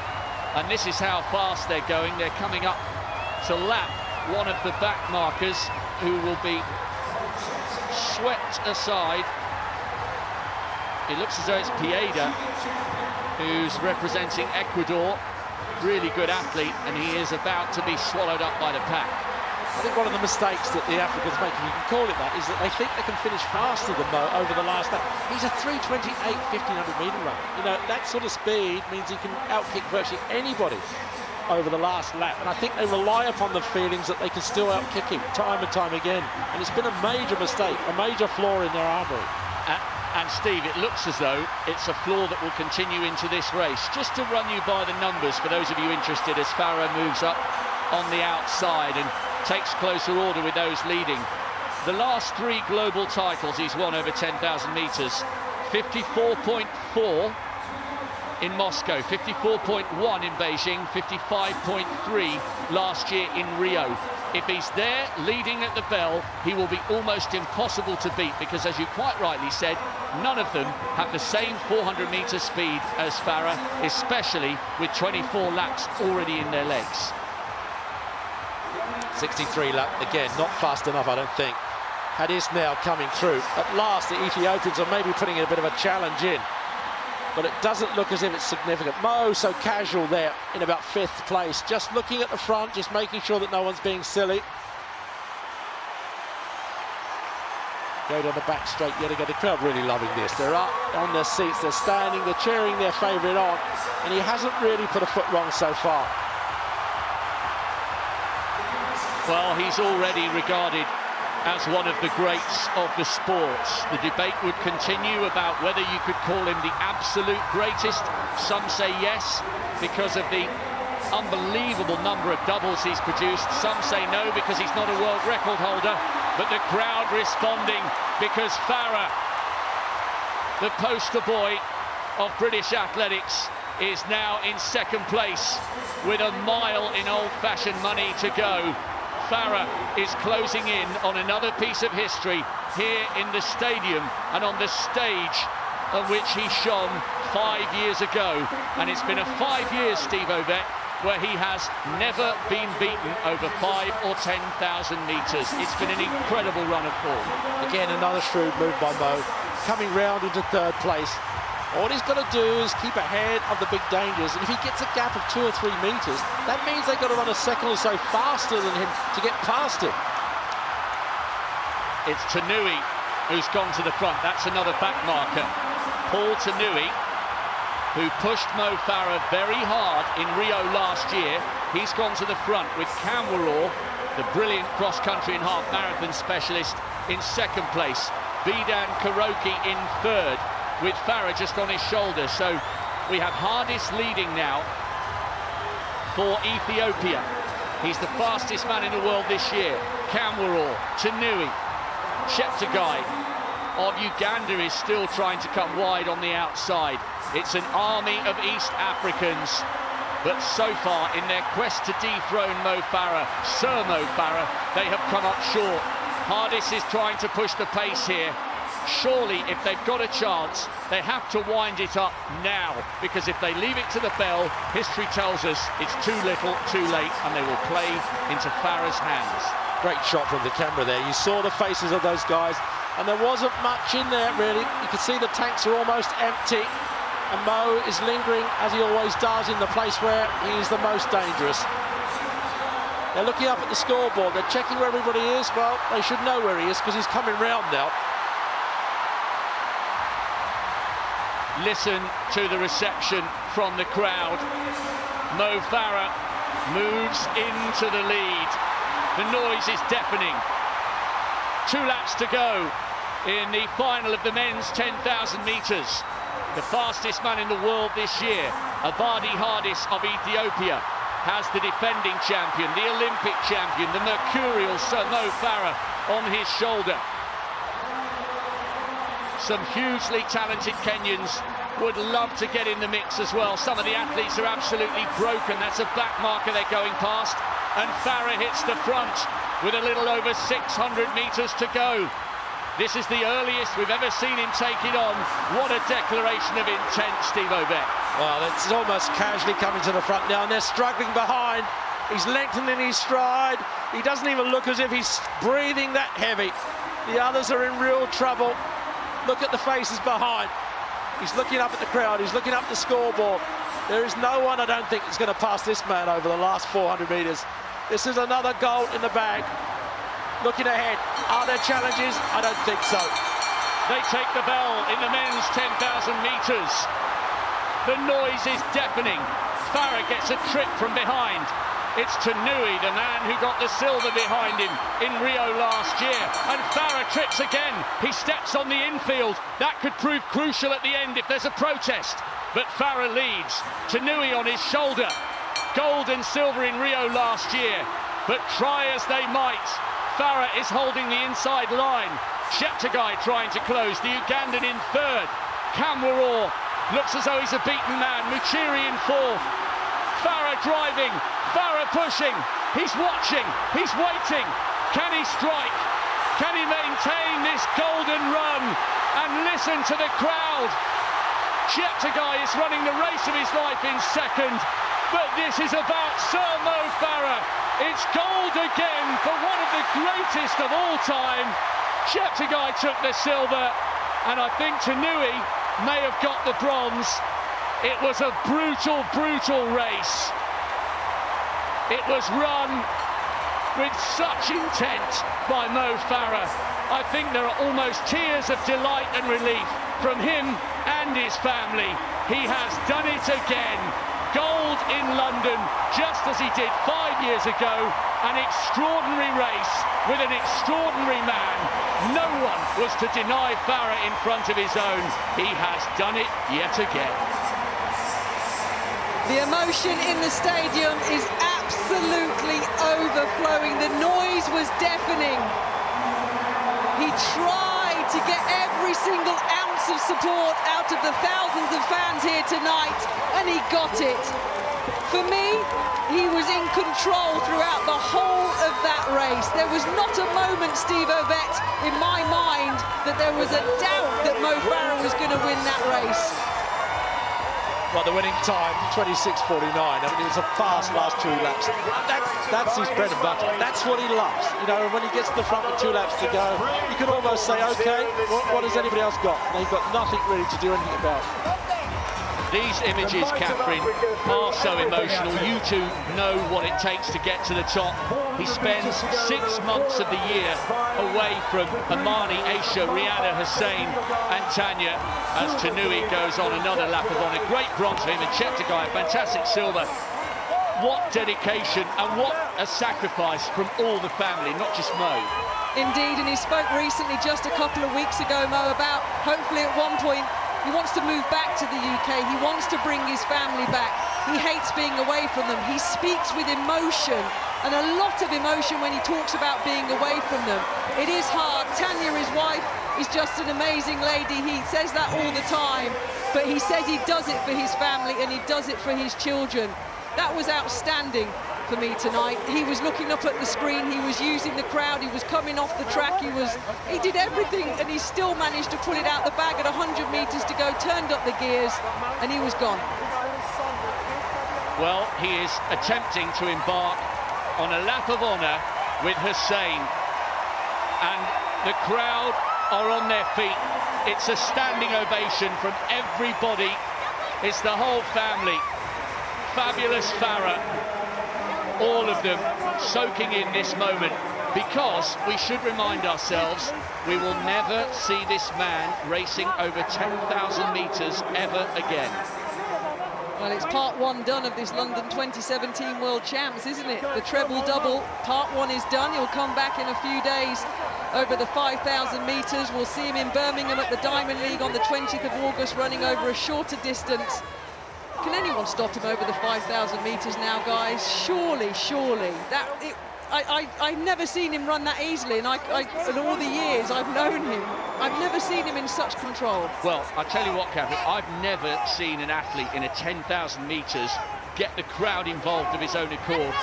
We should make mention of Cheptegei, who got the silver, as we rightly watch these wonderful scenes of Farah and his children doing the mobile. Cheptegei ran a fantastic race for such a young athlete who got it so wrong at the World Cross in March. Fabulous silver for him, and Tanui's on the podium once again. Silver behind Farah last year, bronze this time, and I think that's his third consecutive bronze in the 10,000 metres. But you know, those are great moments for the Ugandans and the Kenyans. This is a really important moment for Mo Farah, for his family, and for British athletics. It is. We talk about missing Usain Bolt when he steps off the track. Mo Farah, of course, with his ambitions on the road to come.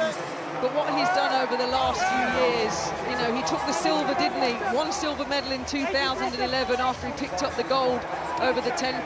And since then, 2012 onwards, he's been absolutely unstoppable. And let's not forget, across a variety of distances as well, Steve. You know, the times he runs over the 1,500 metres as well. He just has everything, which is why no one's been able to stop him when they try the different tactics. Well, there's only one athlete perhaps in the past could have stopped him, Bekele, I think, at his best. And that was a superhuman man, really. I mean, as I said, he's world record 30 seconds better than Mo's ever run. If those two ever would have run against one another, it would have been the race of the century. But we always look at these things, don't we, in hindsight, and say who's the best, who's the greatest, and you said before. But I don't think you can compare athlete against athlete because time takes its toll on everything. But Mo's performance here tonight is tremendous. But Bekele, his world record, I watched that, absolutely fantastic as well. Well, talk us through this one, guys, because there was so much going on. He was tripped at least twice on that last lap, but he had the acceleration to do it. I don't think he was tripped. He was looking over his shoulder too much and twisting his body and caught the curb a little bit. Looking at this, though, the last part of the race, I think, for Cheptegei was perfect. I mean, he was actually running so well. And to get the silver medal, the Ugandan there, I mean, Mo's was really powering over that last 200 metres. And really, stride for stride, Cheptegei actually matched him, but it was the fact that Mo, as always, gets the lead on everybody over the last 400 metres, and no one goes past him. That is the image that will be on all the front covers of every single British newspaper tomorrow. Sir Mo Farah delivering again in the stadium that he helped make famous 5 years ago. Double Olympic champion over 10,000 metres, treble world champion over 10,000 metres.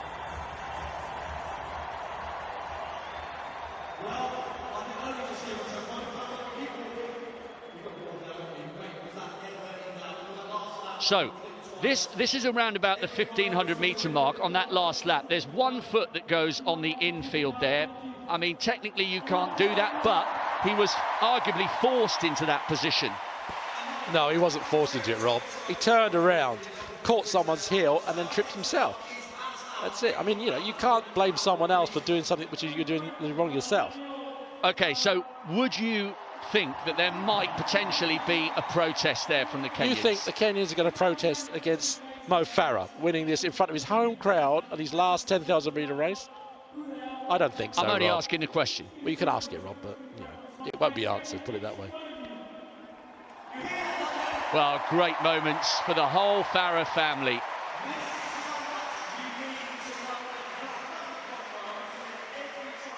And there's still so many people in the stadium just to help him out on the lap of honour. Just about to say, he's talking to the infield announcer, Ewan Thomas, and they are hanging on his every single word. And he's crying, guys. You can see the emotion. He's got to come back and do the 5,000 metres, but at this moment he's fully deservedly taken all of the accolades. There was so much going on in that race all the way through. It was arguably one of the most entertaining of his 14 10,000 metre races, and one with a familiar outcome. Yet another global gold. That's 10. Can he finish his track career with 11? Well, he'll certainly be the favourite for the 5,000 metres after the confident manner in which he has dominated that one over 25 laps.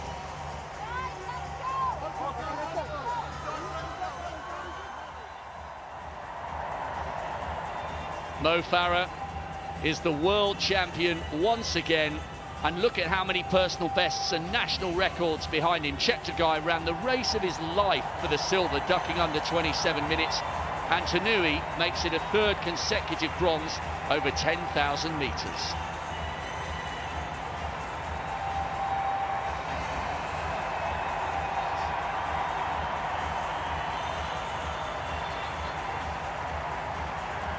Wow, we were hoping it would be the perfect ending to the first night, and it really was.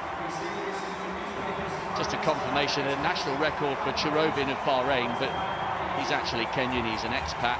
Career 27:20, personal bests all the way down to Hassan Mead in 15th place, and a season's best for Zane Robertson, who came home in 16th. It's a perfect script, though, isn't it, on the first evening session of these IAAF World Athletic Championships. At the first track final, the first gold medal goes to a British star. It was a super race, as you say, Rob. So much action, so much drama. Well, interesting to see. That might be one of the only gold medals that Britain will actually take. If he wins the 5, it should be interesting.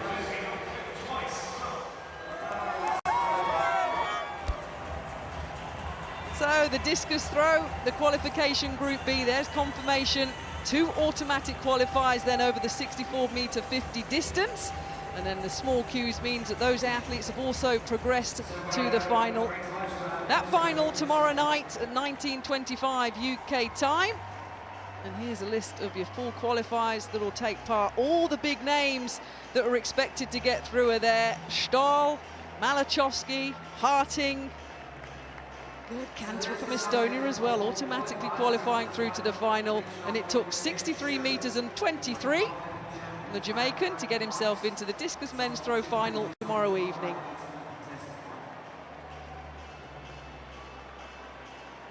And then also at the other end of the stadium, remember we had the men's long jump qualifying earlier, didn't we? That seems a while ago now. But the pole vaulters didn't go any higher than the 4:55 in Group A. So you can see the little queue means these are the athletes that are qualified for that women's pole vault final.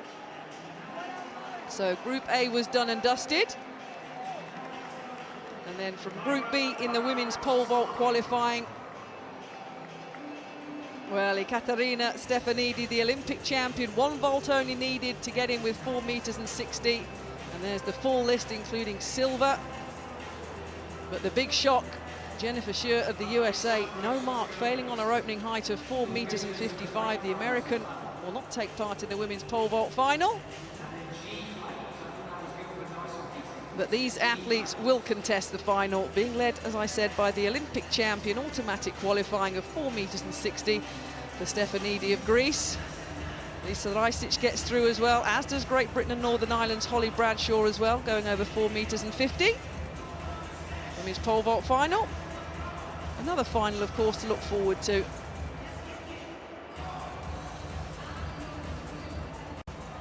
Well, so many people staying around in the Olympic Stadium because we will have the first medal presentation, and it goes to the homegrown favourite Sir Mo Farah.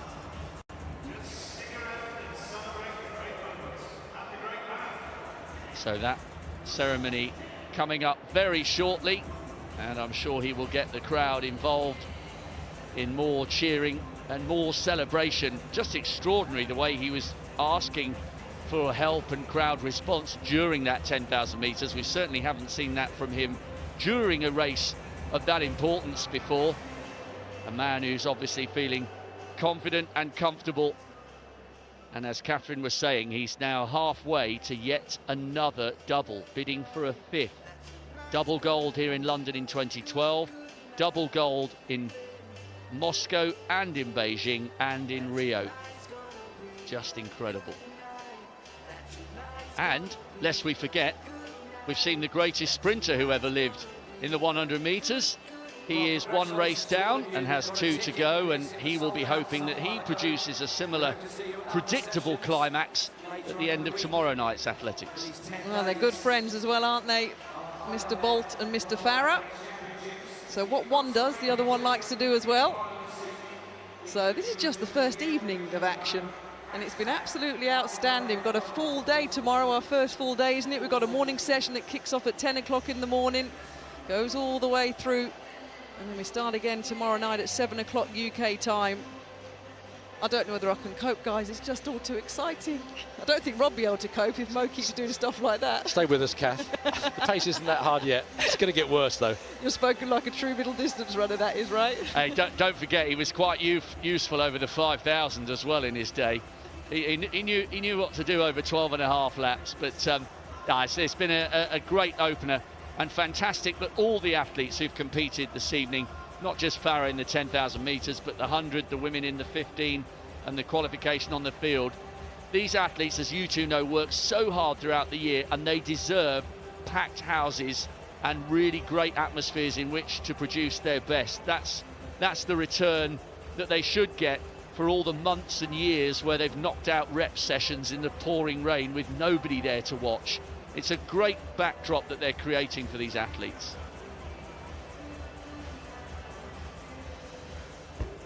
Well, so Mo Farah will come out shortly for his medal ceremony. The crowd are patiently waiting, and I can tell you there must be at least 30 to 40 photographers, 3-4 lines deep in front of the medal ceremony podium to get a picture of Mo Farah and another 10,000 metre world gold medal.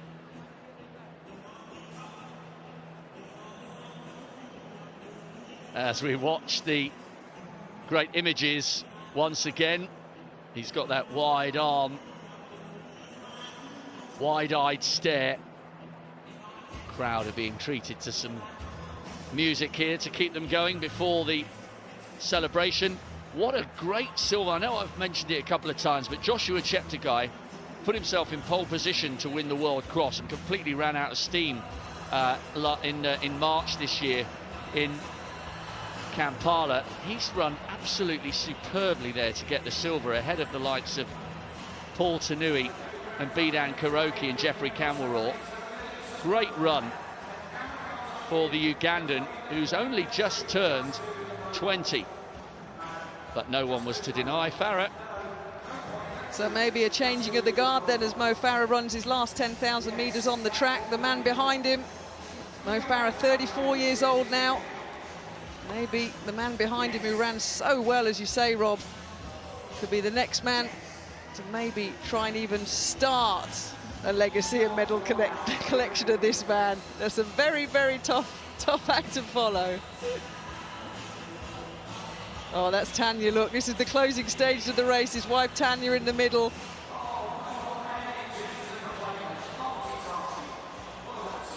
The pride, the delight. I don't think Hussein, his son on the right there, has ever been bumped up and down as much as that in the last closing stages of his daddy wins a gold medal. What a feeling, what a feeling. And what a noise in the stadium as well. You could feel it growing lap by lap, just as was the case in 2012. Plenty of Union Jacks being prepared for the medal presentation. There's all sorts of photographers gathering just down in front of our commentary position, watching and waiting, trying to make sure they get the photo for the websites and the papers tomorrow. It's 10:05 local time, so it probably is still just about early enough to catch the last editions on all the newspapers here in Great Britain tomorrow. The 2017 World Champs has started with a bang, that's for sure. And what a boost for the rest of the British team as well.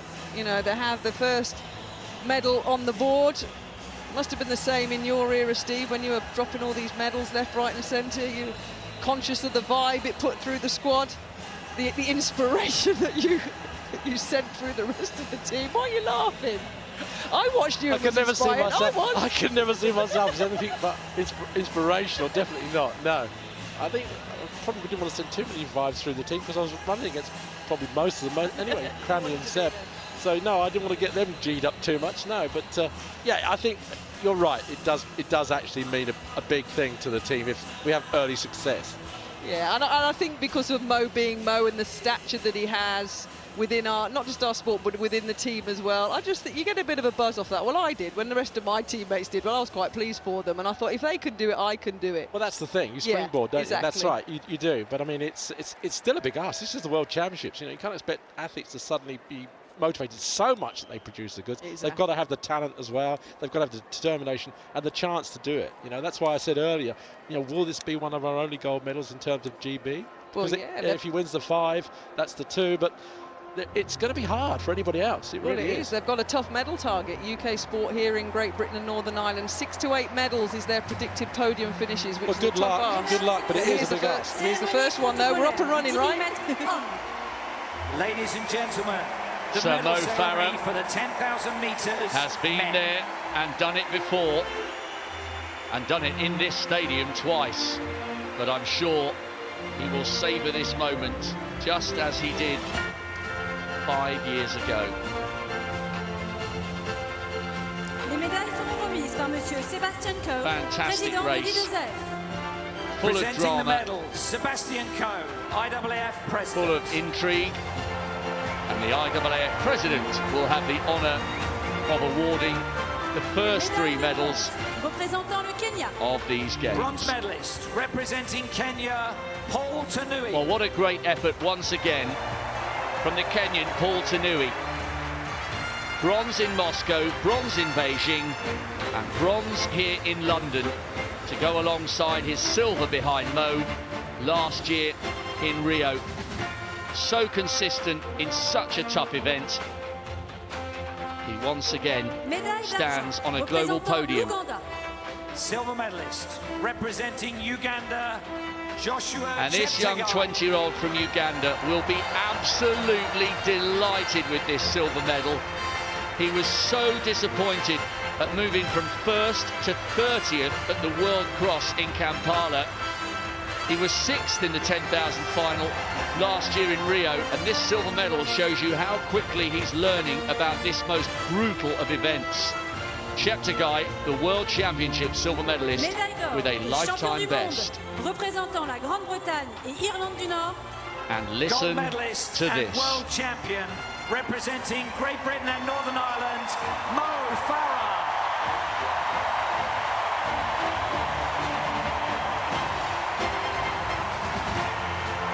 A wall of noise and affection for one of the most talented sportsmen Great Britain has ever produced. His 10th global gold, Sir Mo Farah signs off his career over 10,000 metres in the best possible way in front of his adoring home crowd. Et Irlande du Nord. He's had many special moments in his career, and this will rank right towards the very top.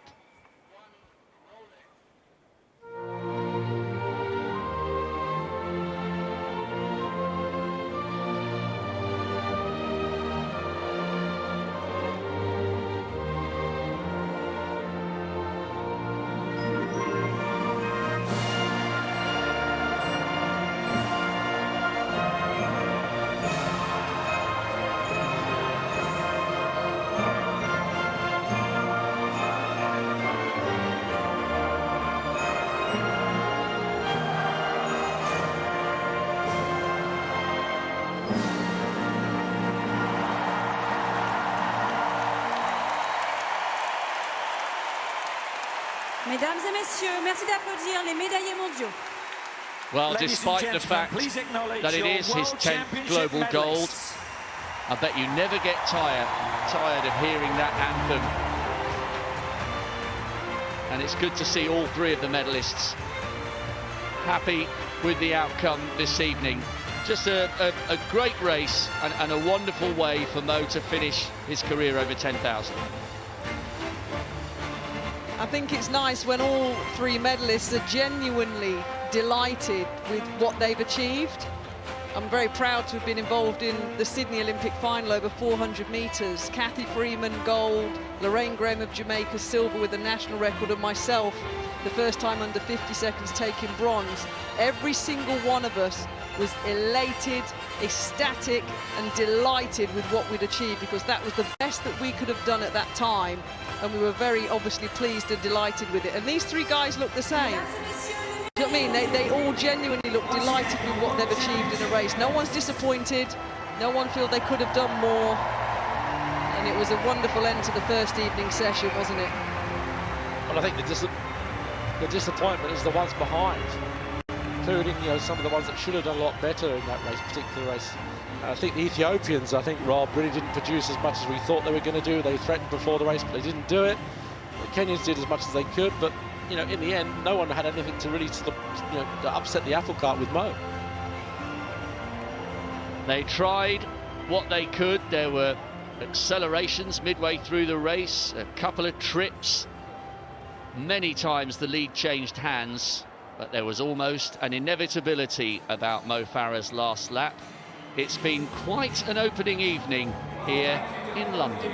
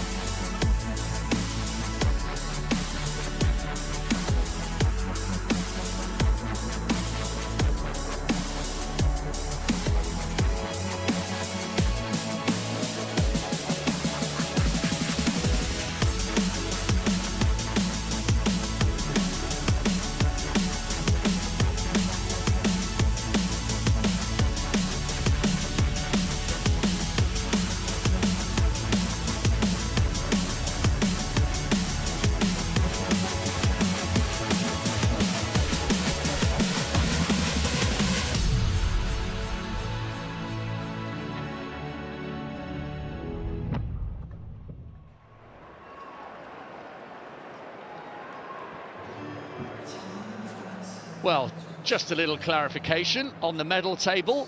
One thing is certain, it will change quite a bit between now and the end of the championship. Gold to Great Britain, silver to Cheptegei, and Tanui getting the Kenyans off the mark, and they will hope for many more as the championship unfolds. But Great Britain have one gold at least, and Mo Farah will be hoping to make it two towards the end of the championship. Long, long way to go, though.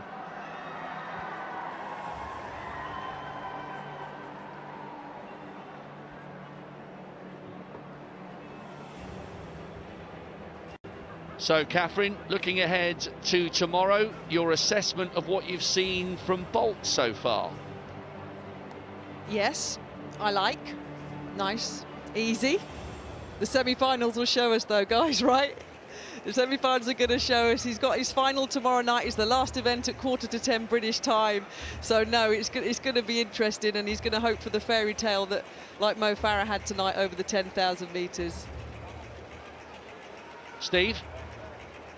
Well, we've got the 800 tomorrow, which, you know, a decent race for a change. That's coming up, and I'm looking forward to that. That's the first round. And the women's 1500 metres semi-finals. I think probably the most contested race in the whole of the calendar. So much still to look forward to. You've been listening to Rob Walker, Catherine Merry and Steve Ovett. That's day one. We'll see you tomorrow. Good night.